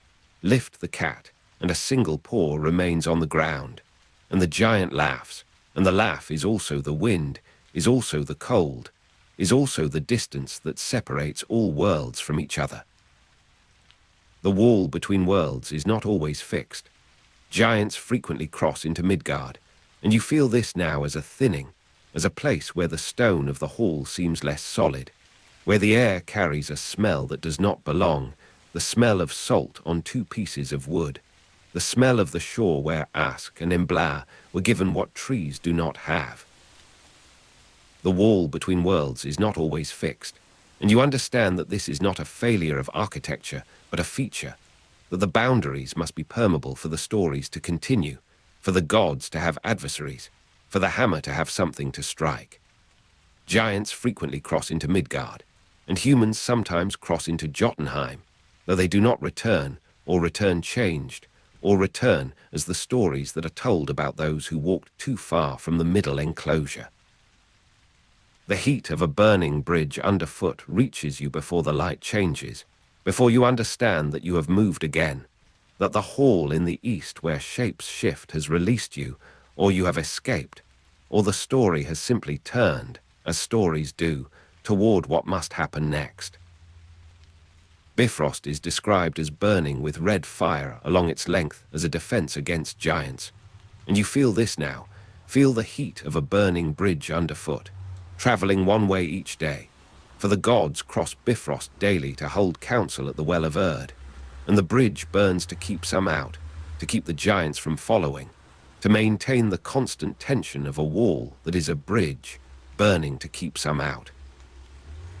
The red fire runs along the whole length, and the sound is not crackling but a low hum, a vibration that you feel in your teeth, in the bones of your feet, and the sky above is dark with the burning, though it is not night, though the sun must be somewhere, must be rising or setting or standing at noon. For time moves differently on the bridge, moves in the rhythm of those who cross it, the gods who travel one way each day to hold council, to drink from the well, to see what the Norns have written in the water. The heat of a burning bridge underfoot, traveling one way each day, is not painful but insistent, a reminder with every step that you are crossing something that does not want to be crossed, that the defense against giants is also a defense against carelessness, against inattention, against the simple human impulse to go where one has not been invited. You look down and see the fire below as well as around, see that the bridge is not a surface, but a kind of flame that holds its shape, that the red fire along its length is also its substance, and the gods cross Bifrost daily, and you are crossing it now, or watching it be crossed, or remembering the crossing. For the modes of perception are as fluid here as the boundaries between worlds, as the wall that is not always fixed, as the shapes that shift in the hall of the giant, who shares a name with a god.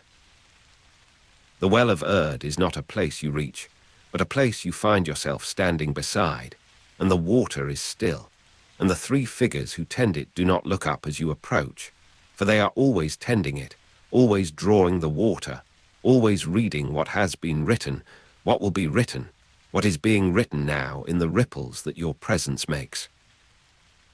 The gods cross Bifrost daily to hold council at the Well of Urd, and you stand at the edge of their council, at the edge of the water that holds all endings, and the heat of the bridge fades, replaced by the cool of deep water, of time that does not move but simply is, simply holds, simply contains. The smell here is of something older than salt, older than wood, older than the breath that Odin gave, and the spirit that Honir gave, and the blood and colour that Lodr gave. And you understand that the well is not a source but a destination, not a beginning but an ending that contains all beginnings, all the stories that have been told about Ask and Embla, about the serpent that surrounds the world, about the giants in their hall of shifting shapes. The cold returns, but it is a different cold now, the cold of a hand that is missing, of a god who stands as reminder of what the boundary between worlds can cost. Tyr lost his hand to the wolf Fenrir, son of Loki and the giantess Angerboda, and you see him now, or feel his presence, the one-handed god standing where the bridge meets the world, where the council ends and the return begins. The wolf was bound with a chain that was not a chain, with a promise that was a trap, with a hand placed in the mouth of the beast as guarantee, and the hand was taken, and the god remains one-handed, remains standing, remains a monument to the price of keeping the boundaries, of maintaining the order that allows the stories to continue. The weight of a hammer that returns, always, to the hand that throws it is present before you see it, before you understand that Thor has entered the story, that the hammer Mjolnir is frequently employed against giants who threaten the boundaries, that the weight of a hammer that returns, always, to the hand that throws it is the counterweight to the serpent's encirclement, to the giant's crossing, to the wolf's hunger. You feel it as a pressure in the air, as a kind of gravity that pulls toward the god who carries it, and the light changes again, becomes the light of storm, of the moment before thunder when the air itself seems to hold its breath. Thor's hammer Mjolnir is frequently employed against giants who threaten the boundaries, and you see this employment now, or see its aftermath, or see the possibility of it, for the hammer exists in all times simultaneously, is always being thrown, always returning, always in the hand that throws it. The giant Thrym once stole Thor's hammer and demanded Freyja as ransom, and this story enters your awareness like a cold draught, like the memory of the hall in the east where shapes shift. For the theft was possible because the boundaries are not fixed, because the wall between worlds is permeable, because the hammer that returns can be taken if the giant is clever, if the god is careless, if the story requires a moment of loss before the moment of recovery. The one-handed god, standing as reminder of what the boundary between worlds can cost, is still present, still standing, and you understand that he does not sit because the sitting would be a forgetting, would be an acceptance, would be a kind of death in life. And the gods do not die in that way, do not forget in that way, do not let the price be paid without the memory of the paying. The hand that was lost is still present in the stories, still reaches for the sword that cannot be held properly, still gestures in the old way before the gesture completes itself in absence, in the space where the hand was, where the wolf's teeth closed, where the blood fell on the stone, and the stone remembers. The serpent moves, and the ocean moves with it, and you are back on the shore where the salt smell lingers, where the two pieces of driftwood have walked away into the stories that will be told about them, about their children, about the middle enclosure they were given to fill.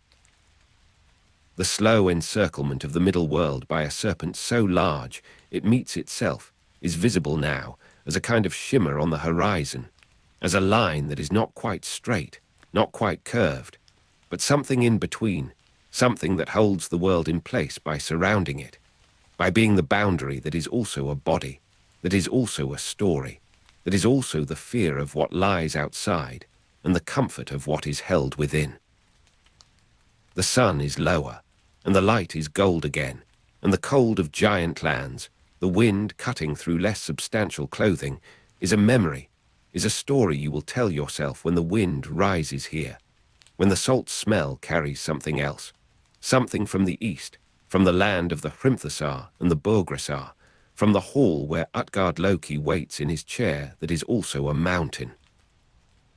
Ask and Emblad derive from ash and elm, or possibly vine and vine, and the names are spoken again, and the three gifts are given again, and the two pieces of driftwood stand again on the beach where the tide has left them, becoming aware, being given what trees do not have, beginning the long story of the middle enclosure, of Midgard, the world of human beings in Norse cosmology, surrounded by the serpent, threatened by the giants, defended by the hammer, held by the hand that was lost, by the god who stands without sitting, by the bridge that burns, by the well that waits, by all the stories that have been told and will be told, that are being told now, that you carry with you as you carry the salt smell, the cold, the heat, the weight, the presence of worlds that touch and separate, that separate and touch, in the long twilight before the end, before the beginning, before the stories turn again toward the shore, toward the wood, toward the breath and the spirit, and the blood and color that make the driftwood into something that can walk away, that can people the world, that can tell the stories about itself, about the serpent, about the giants, about the hammer that returns, about the hand that was given, about the bridge that burns, about the well that holds what has been and what will be, about the cold at the edge of the bridge, where one God stands without sitting, where the boundary is maintained, where the price is remembered, where the stories continue, where you are standing, where you have been, where you will be in the middle enclosure in the world of human beings, in the long, slow turning of the day that is also a story, that is also a life, that is also the driftwood becoming aware, becoming heavy, becoming human, becoming the teller and the told, the listener and the heard, the salt and the wood and the breath and the blood, the circle that holds and the serpent that is the circle, the bridge that burns and the hand that is held out, empty, waiting, remembering. The heat of a forge that never sees daylight rises through mountain chimneys you cannot see, venting into a sky that holds no stars you would recognize. You are standing in Svartalfheim, also called Nidavellir, the home of the dwarves or dark elves, and the distinction between dwarves and dark elves is unclear in the sources.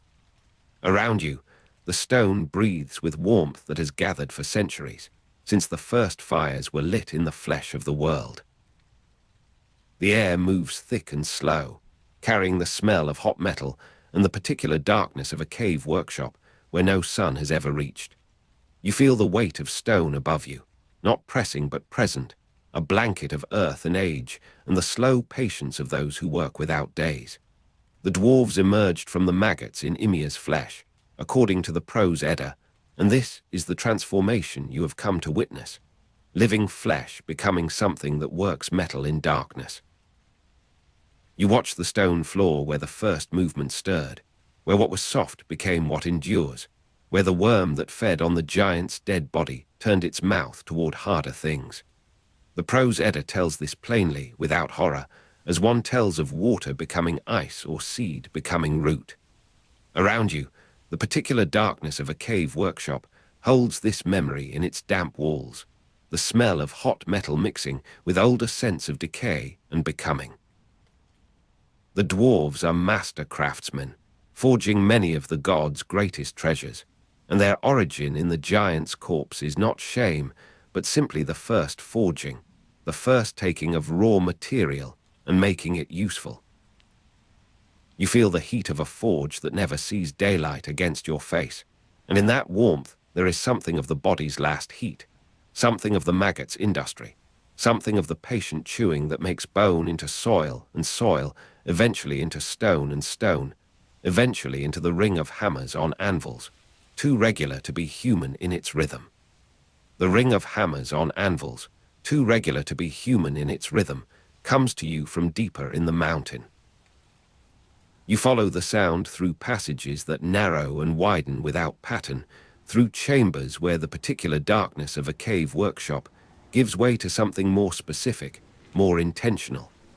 The smell of hot metal grows stronger, layered now with charcoal and the sharp scent of quenching water. You are standing in Svartalfheim, also called Nidavellir, and the distinction between dwarves and dark elves is unclear in the sources. But what is clear is the work that continues without regard for your presence or your understanding. Two brothers worked in a forge like this one, and a third party watched, and a fly entered the story. The heat of a forge that never sees daylight presses closer as you find the chamber where Brocker and Sindri once stood, where the weight of a hammer that always hits true was made in a wager against a head. You see the anvil, its surface polished by centuries of striking, its edges rounded where the ring of hammers on anvils, too regular to be human in its rhythm, has worn the stone smooth. The contest of forging required 3 treasures, and at each the fly came, the fly that was Loki in another shape, the fly that bit the smith to make him fail by a hair's breadth. The first treasure was the golden boar Gullinbursti for the god Freyr, and the fly bit Brocker on the hand, yet the boar was made. The second was the ship Skidbladnir, which can be folded like cloth, and the fly bit him on the neck, yet the ship was made. The third was Thor's hammer Mjolnir, and the fly bit him on the eyelid, and the blood ran into his eye, and he stopped the bellows one moment too soon, and the handle came short. By a hair's breadth, by a moment's distraction, by the weight of a hammer that always hits true being made imperfect. You feel the cool of gold that has never known sun, handled in absolute blackness, and you understand that perfection was not the point, that the slight flaw was its own kind of truth, that the hammer that returns to the hand needed that shortened grip to know where it belonged. The particular darkness of a cave workshop shifts as you move deeper, and the smell of hot metal gives way to something older, something that has never been heated or worked. You come to a chamber where 4 figures worked, where the cool of gold that has never known sun, handled in absolute blackness, was shaped into something that would break hearts and start wars. Freyja's necklace Brisingamen was forged by 4 dwarves and obtained at great cost, and you are here in the space where that cost was counted, where the goddess spent a night with 4 makers for 1 piece of worked gold. The heat of a forge that never sees daylight seems to recede, replaced by a different warmth, the warmth of bodies in darkness, the warmth of negotiation without words. You do not see what happened, but you feel the residue of transaction, the weight of desire that measures itself against time, against dignity, against the slow accumulation of worth. You move through passages that seem to remember footsteps, that seem to adjust their slope to the weight of what is carried. The particular darkness of a cave workshop returns, and with it the smell of hot metal, and you are standing in Svartalfheim, also called Nidavellir, where water runs in black streams and fish move through it without light to guide them. The weight of a hammer that always hits true, made in a wager against a head, is not the only weight here. There is the weight of water, the weight of a fish that is not a fish, the weight of a ring pulled from a shape-changed body. The dwarf Andvari had a cursed ring that brought death to all who possessed it, and you are approaching the pool where this happened, where the fish swam in absolute blackness, where the net came down, where the shape broke and the ring was taken. The cool of gold that has never known sun, handled in absolute blackness, is in your hand now, or seems to be, the metal neither warm nor cold, but holding some temperature of its own, some assertion of its nature against your skin. The curse of Andvari's gold drives the plot of the Volsunga saga, and you feel that drive, that inevitability. The way a story once started must continue through murder and incest, and the burning of halls, the way the ring wants to be possessed, and the possession wants to end in fire. The words spoken over it in anger come to you not as sound, but as vibration in the stone, as the ring of hammers on anvils, too regular to be human in its rhythm, but irregular now, broken by rage, by the dwarf's curse that made the gold into something that would outlast every hand that held it, that would become famous while every holder became forgotten, except as the one who died with it. The heat of a forge that never sees daylight returns as you climb, or descend, or simply move, direction being another thing that softens in the particular darkness of a cave workshop. The names of many dwarves are listed in Voluspa, and you are entering now the space of that listing, the long recitation that is itself a kind of forging, the naming that makes real what was merely present. The smell of hot metal fades, replaced by the smell of breath and voice, the particular darkness of a cave workshop becoming the darkness behind closed eyes where memory speaks. The Prose Edda also lists dwarves in Yggdrasil, a section naming over 100 names, and you hear them now, or feel them as pressure in the air, as the weight of a hammer that always hits true being replaced by the weight of each syllable, each identity compressed into sound. The listing of names, so many names, each a dwarf who made or broke something, begins not with a beginning but with a continuation, as if you have always been inside it. Some of these names you know from other stories, from later hands, from the heat of a forge that never sees daylight being imagined by those who never felt it. Some names are older, stranger, Ostri and Vestri, Nordri and Sudri, the 4 who hold up the sky's dome, their bodies become cardinal directions, Their names become geography. The particular darkness of a cave workshop shifts again, and you find yourself in a vaster space, or a more crowded one, the distinction between distance and density being another thing that softens here. The smell of hot metal returns, but faint, as if remembered rather than present, as if the forge has been cold for longer than you have been listening.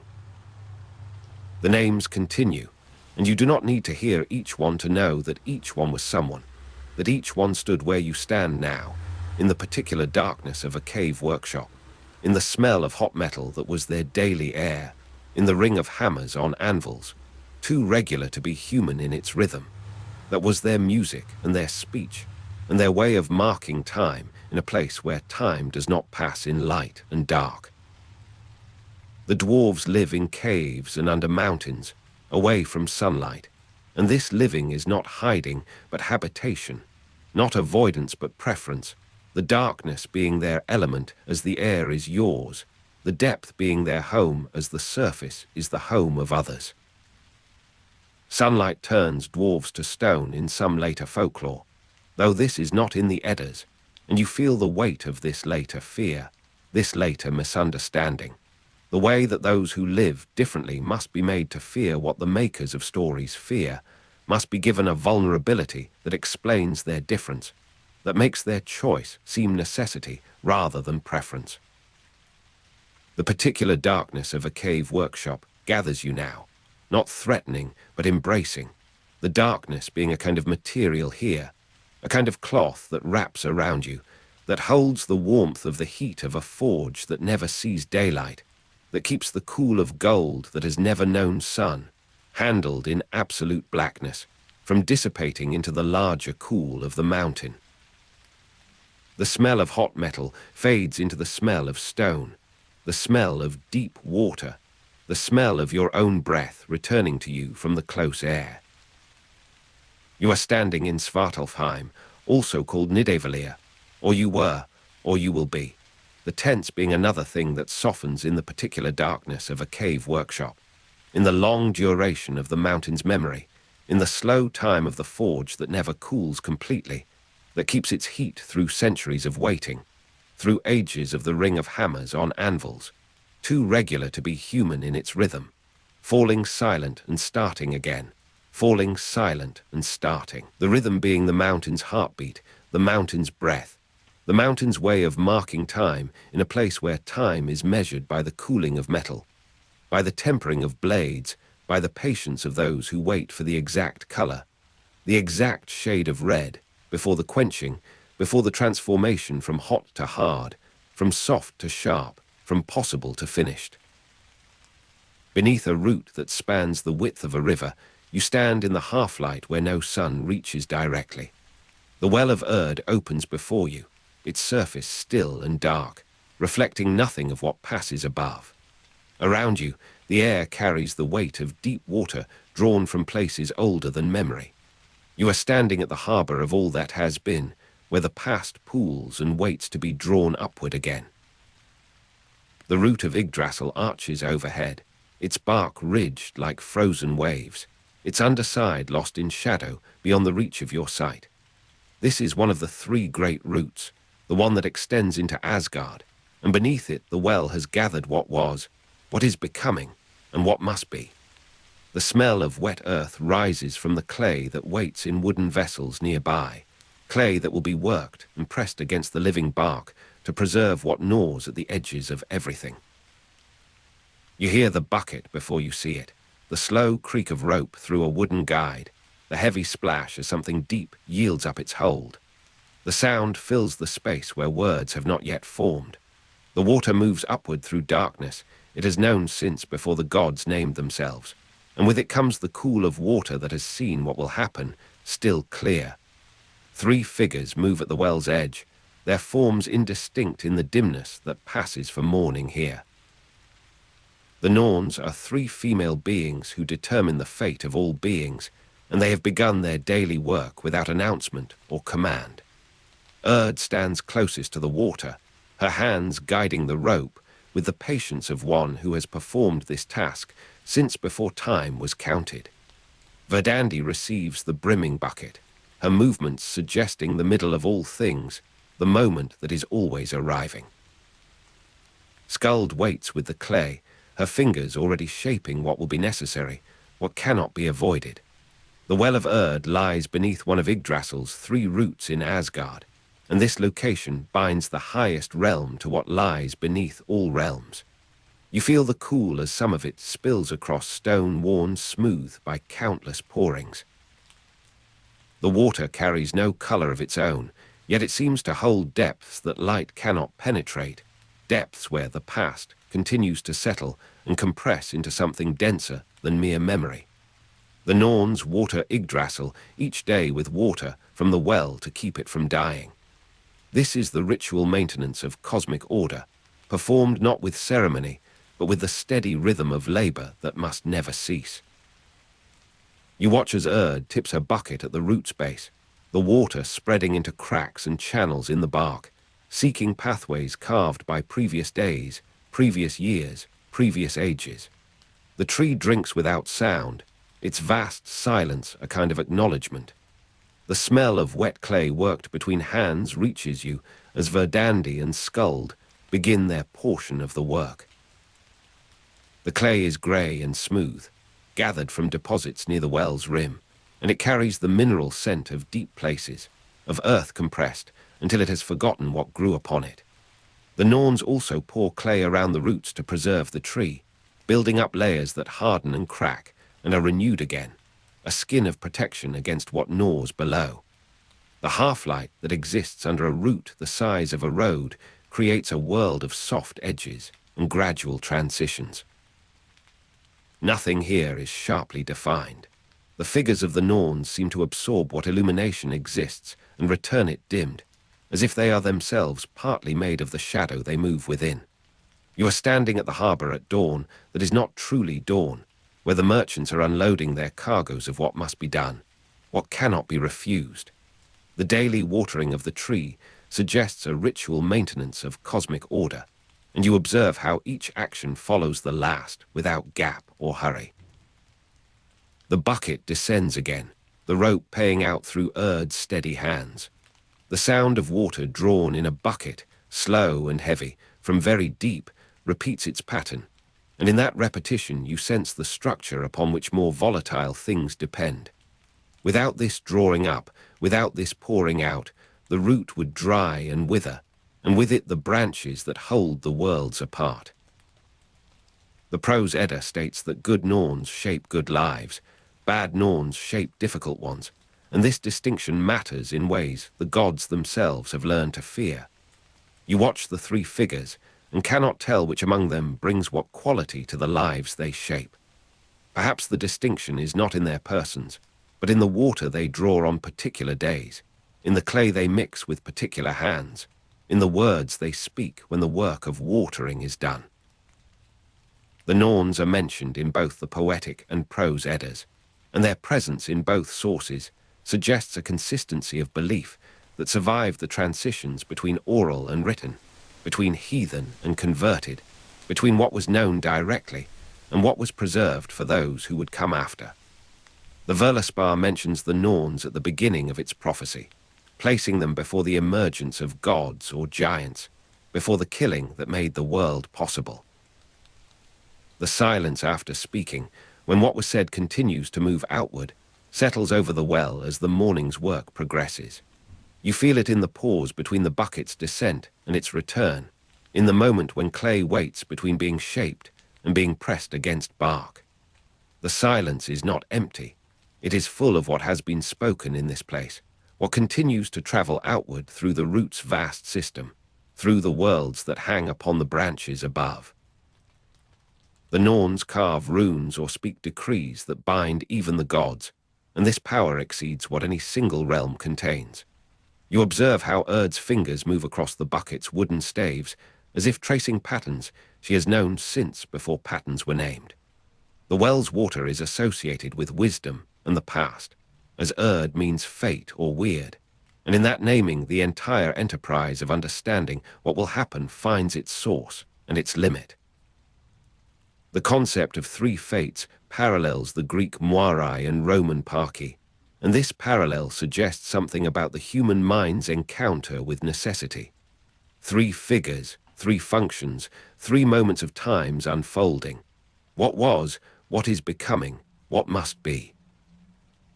The Norns are not originally Aesir, but belong to an older order of beings, and their presence beneath the root rather than upon the branches indicates their priority, their foundational role in what the gods themselves inhabit, but did not make. Snorri's description draws on earlier skaldic kennings and possibly pre-Christian belief, and you sense the layers of transmission in the very air of this place. The well is described as a place where the gods hold council each day, and though you do not see them yet, you understand that they will come, that they must come, to sit in the silence after speaking and hear what continues to move outward. The cool touches your hand as a small wave reaches the stone where you stand. The water does not warm to your presence. It maintains what it has gathered from the depths, the temperature of endings that have not yet arrived. Around you, the merchants are unloading their cargoes of necessity, of debt, of becoming, and the harbor of all that has been receives them without comment. The smell of wet clay intensifies as Skuld applies a fresh layer to a section of root where yesterday's application has dried to a pale crust. The clay carries the memory of its own forming, the pressure that made it smooth, the water that made it workable. The half-light shifts almost imperceptibly, and you understand that time passes differently here, measured not by sun, but by the completion of tasks. The bucket has been drawn and emptied, and with each cycle something in the root seems to soften, to drink, to continue. Urd knows when the bucket is ready. Verdandi knows when to receive it. Skuld knows when the clay has reached the proper consistency. Their names are Urd, Verdandi, and Skuld, and in the speaking of those names you feel the structure they maintain, the fate, and the becoming and the debt or necessity that binds all three into a single motion. The daily work of preservation, clay on roots, water against the gnawing below, continues without rest or variation. You understand that this is the nature of maintenance, that it must be performed before need becomes visible, before the gnawing reaches what cannot be repaired. The Norns water Yggdrasil each day with water from the well to keep it from dying, and in this daily act they demonstrate what all beings who would continue must learn. That survival is not a single victory, but a repeated practice, a bucket drawn and emptied, across time without end. The silence after speaking deepens as the morning's labor nears its completion. You sense that the Norns have spoken, though you did not hear the words, that decrees have been carved or pronounced, while your attention was on the water, on the clay, on the half-light that exists under a root the size of a road. What moves outward now is not sound, but consequence, the shape of what will be encountered when the gods descend to hold their council. The gods walking down to sit in judgment, knowing what has been spoken there, move with the reluctance of those who approach what they cannot change. Their golden armor, if they wear it, does not reflect in this light. Their voices, if they speak, do not echo as they would in halls above. The difference between a good Norn and a bad, and how neither can be chosen, occupies your thought as the first figure appears at the root's edge. You stand in the half-light and understand that the water you have watched drawn, the clay you have watched pressed, have already determined what this god will meet, what difficulty or ease will shape the days to come. The cool seems to intensify as the gods approach the well's rim. They do not look at the Norns directly. They look at the water, at the clay, at the root that arches above them like the ceiling of a world. The silence after speaking holds them as it holds you, and in that holding they are made equal, the gods and the witness, all subject to what has been decreed in this place. A god sits at the well's edge, his spear laid aside, his eyes on the dark water where no reflection forms. He knows what has been spoken here. He has heard it in dreams, in the crack of ice, in the silence between his own words. Yet knowing does not permit avoidance, and he sits in judgment not of the Norns but of himself, of what he will do with what has been given. The smell of wet clay mingles now with the scent of the gods, of metal and oiled leather, and the particular sweat of those who have fought and will fight again. The Norns continue their work as if the gods were not present, as if the presence of power were irrelevant to the task of maintenance. The bucket descends, the rope pays out, the sound of water drawn in a bucket, slow and heavy, from very deep, continues its rhythm against the weight of divine attention. The quiet of prophecy being made before it is known, the words already carved, settles over the assembly. You understand that what the Norns have spoken this morning will not be heard as prophecy until it arrives, until the event it describes has made the words intelligible in retrospect. This is the nature of fate as Urd maintains it, not a warning but a structure, not a message but a making. The words already carved in water, in clay, in the air that carries what will become breath, exist before understanding and continue after understanding has failed. The gods hold council at the well, but they do not command. They receive, they attend, they depart with what has been given. One at the water, one at the root, one with the clay, the distribution of labor that permits no single point of failure, that ensures continuation even if one should falter. The half-light receives the gods as it receives you, without distinction or preference. Around you, the merchants are unloading their cargoes of what must be decided, what must be accepted, and the harbor of all that has been offers no choice of destination. Without the gods' recognition, the decree would still bind. With their recognition, it binds differently, carrying the weight of acknowledged necessity rather than mere imposed fate. The water does not change him visibly, yet something in his posture alters, some tension between what he wished and what he knows. The cool enters him as it enters all who drink here, carrying the past into the future without transition. The silence after speaking holds the gods as they rise to depart. They do not speak to one another. What has been heard at the well requires no discussion, permits no negotiation. The smell of wet clay fills the space the gods have left, a more constant presence than any divine assembly. You remain, and the Norns remain, and the work remains, and in this remaining you find the shape of what continues when power has passed. Skuld's fingers move across a section of root where the clay has dried, tracing patterns that leave no visible mark yet remain, that enter the bark as water enters, as silence enters, as what must be enters what is. The daily work of preservation includes this carving, this speaking without sound, this maintenance of what binds through what seems mere repetition. The quiet of prophecy being made before it is known deepens as the day progresses, if day it can be called.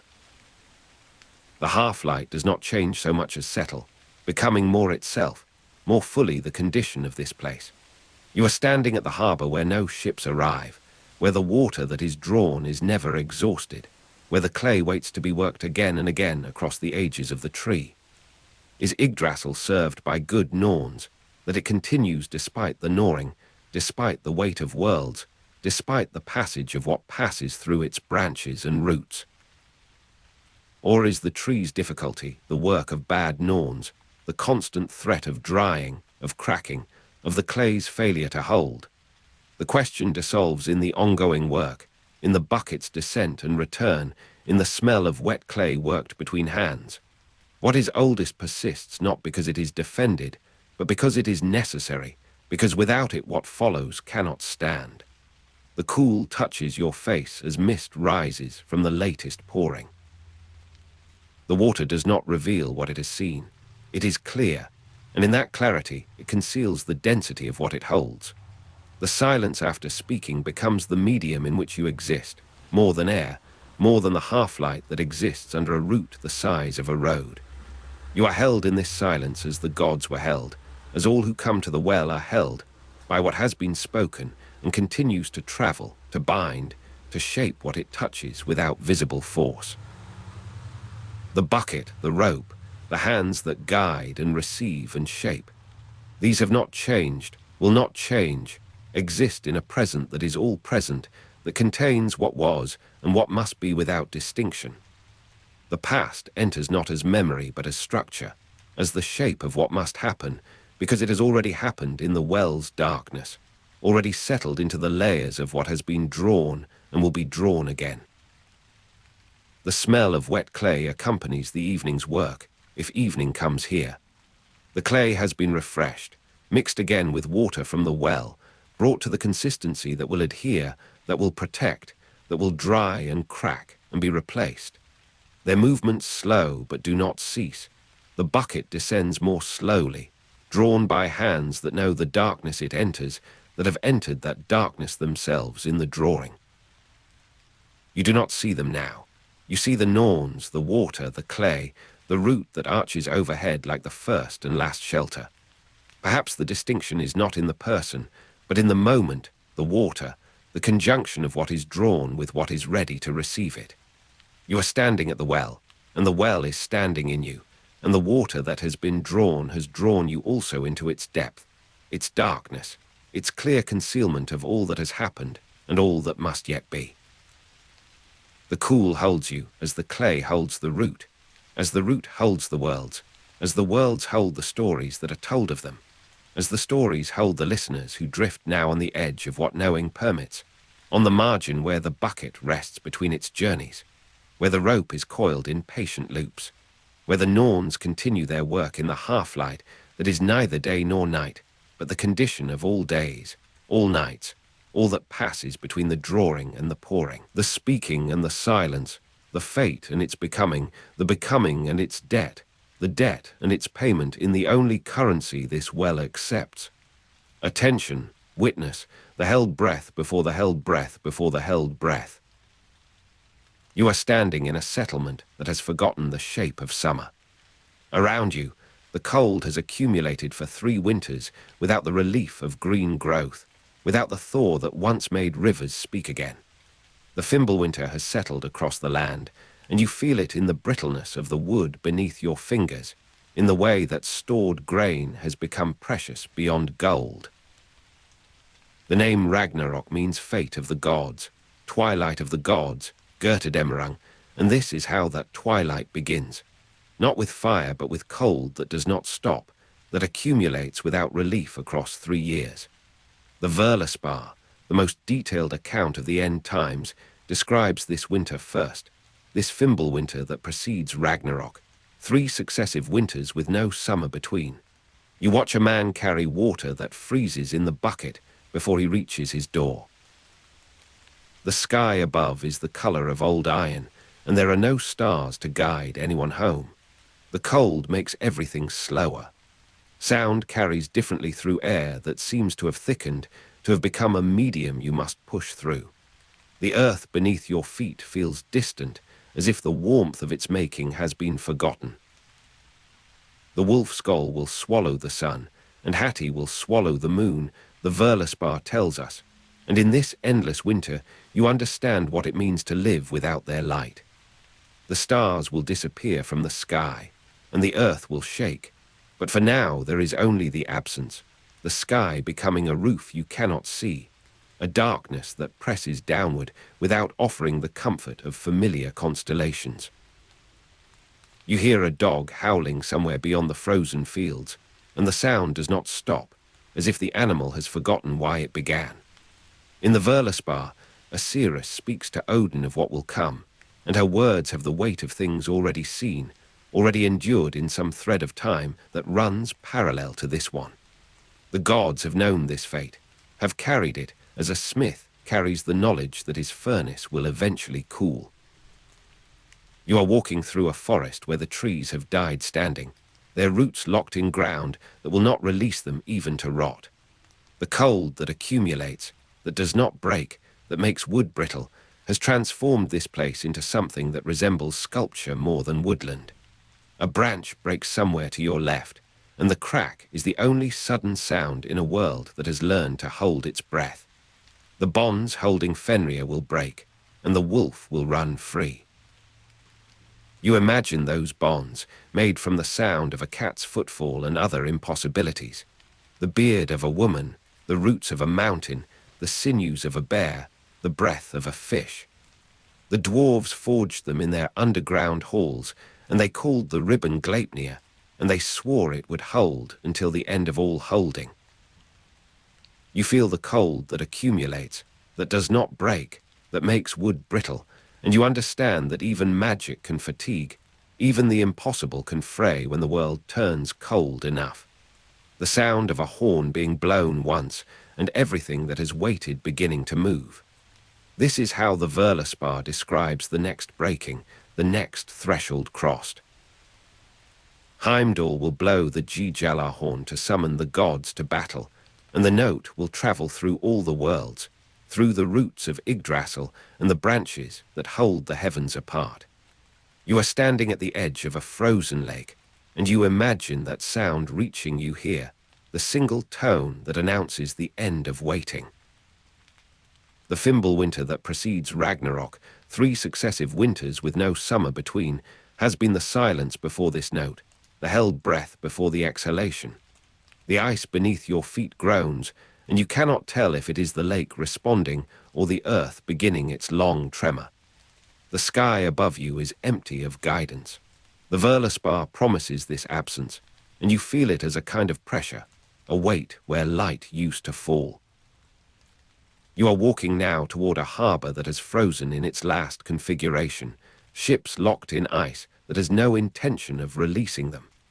The ship Naglfar, made of the nails of the dead, will sail from the east, and you look eastward across the white expanse, wondering what vessel could move through this stillness. Jormungandr will rise from the sea and flood the land. The encircling serpent, the Midgard serpent, has held its tail in its mouth since before the making of men, and now it releases its hold. You smell the salt as the encircling serpent releases its hold, a vastness of brine that precedes the visible wave, the pressure of displaced ocean moving toward shores that have forgotten the meaning of tide. The Völuspá speaks of this rising, this return of what was pushed to the margins. The gods made this serpent, cast it into the deep when it was small enough to hold, and now it returns grown beyond all containing. The fire giants of Muspelheim will ride forth under Surtur's leadership. You feel the heat of a fire giant's sword, brighter than the missing sun, before you see its light on the horizon. The Völuspá describes Surtur coming from the south with fire, and the south is where you look now, where the darkness has begun to show colors that do not belong to any natural dawn. The bonds holding Fenrir will break, and the wolf will run free, and the wolf's skull will swallow the sun, and Hati will swallow the moon, and the fire giants will ride forth under Surtur's leadership. And all these endings move together now, converging on a single field that waits somewhere ahead of you. You are walking toward that field. Around you, the world has begun to move in ways it has not moved since its making, the earth shaking beneath your feet with rhythms that suggest something vast turning in its sleep. The cold that accumulated, that did not break, that made wood brittle, has given way to something else now, a temperature that cannot be named, that burns and freezes in the same instant. A field where gods and giants meet, and the old man who does not survive his opponent. This is what the Völuspá describes, and this is where you stand now.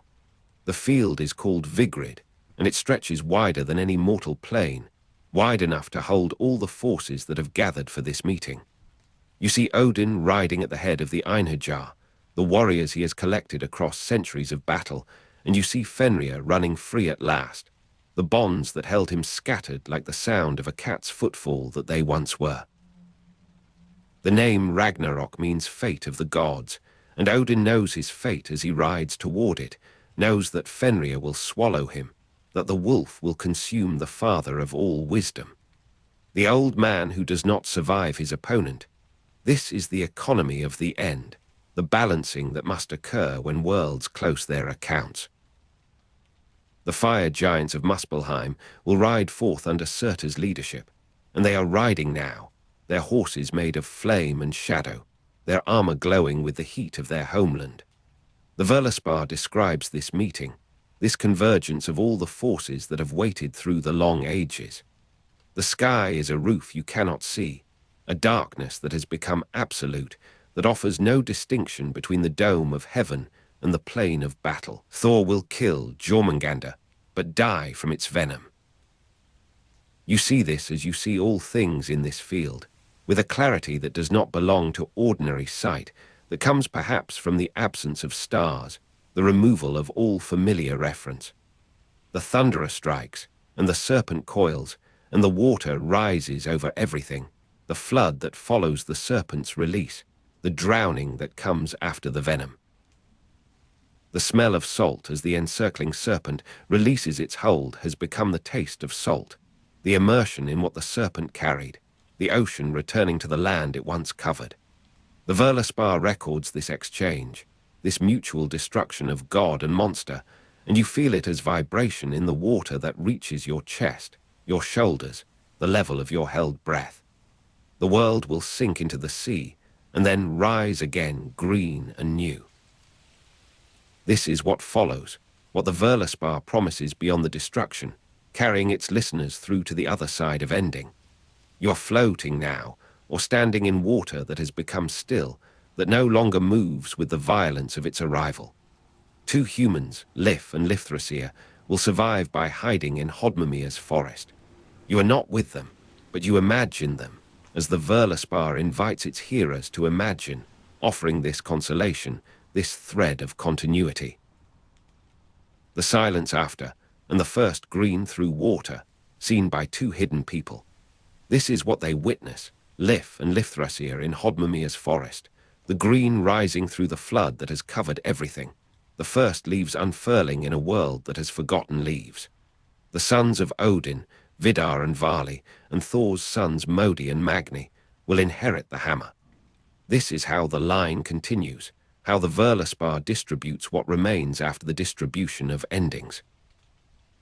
You imagine them gathering, these sons who have lost their fathers, in a world that still smells of salt, that still carries the memory of the encircling serpent's release. The heat of a fire giant's sword, brighter than the missing sun, has left its mark on the land, has written a geography of burning that will take generations to read, to understand, to grow beyond. The prose Edda adds that the son will bear a daughter who will follow her mother's path. This daughter is not yet born, not yet conceived in the aftermath that is still too immediate for conception, but she waits in the logic of the text, in the promise that the prose Edda adds to the Völuspá's account. You imagine her, this daughter of the swallowed sun, rising one morning in a world that has learned to expect mornings again, following the path her mother traced before the wolf skull swallowed her, before Hati swallowed the moon, before the stars disappeared from the sky and the earth shook, and all the bindings loosed their hold.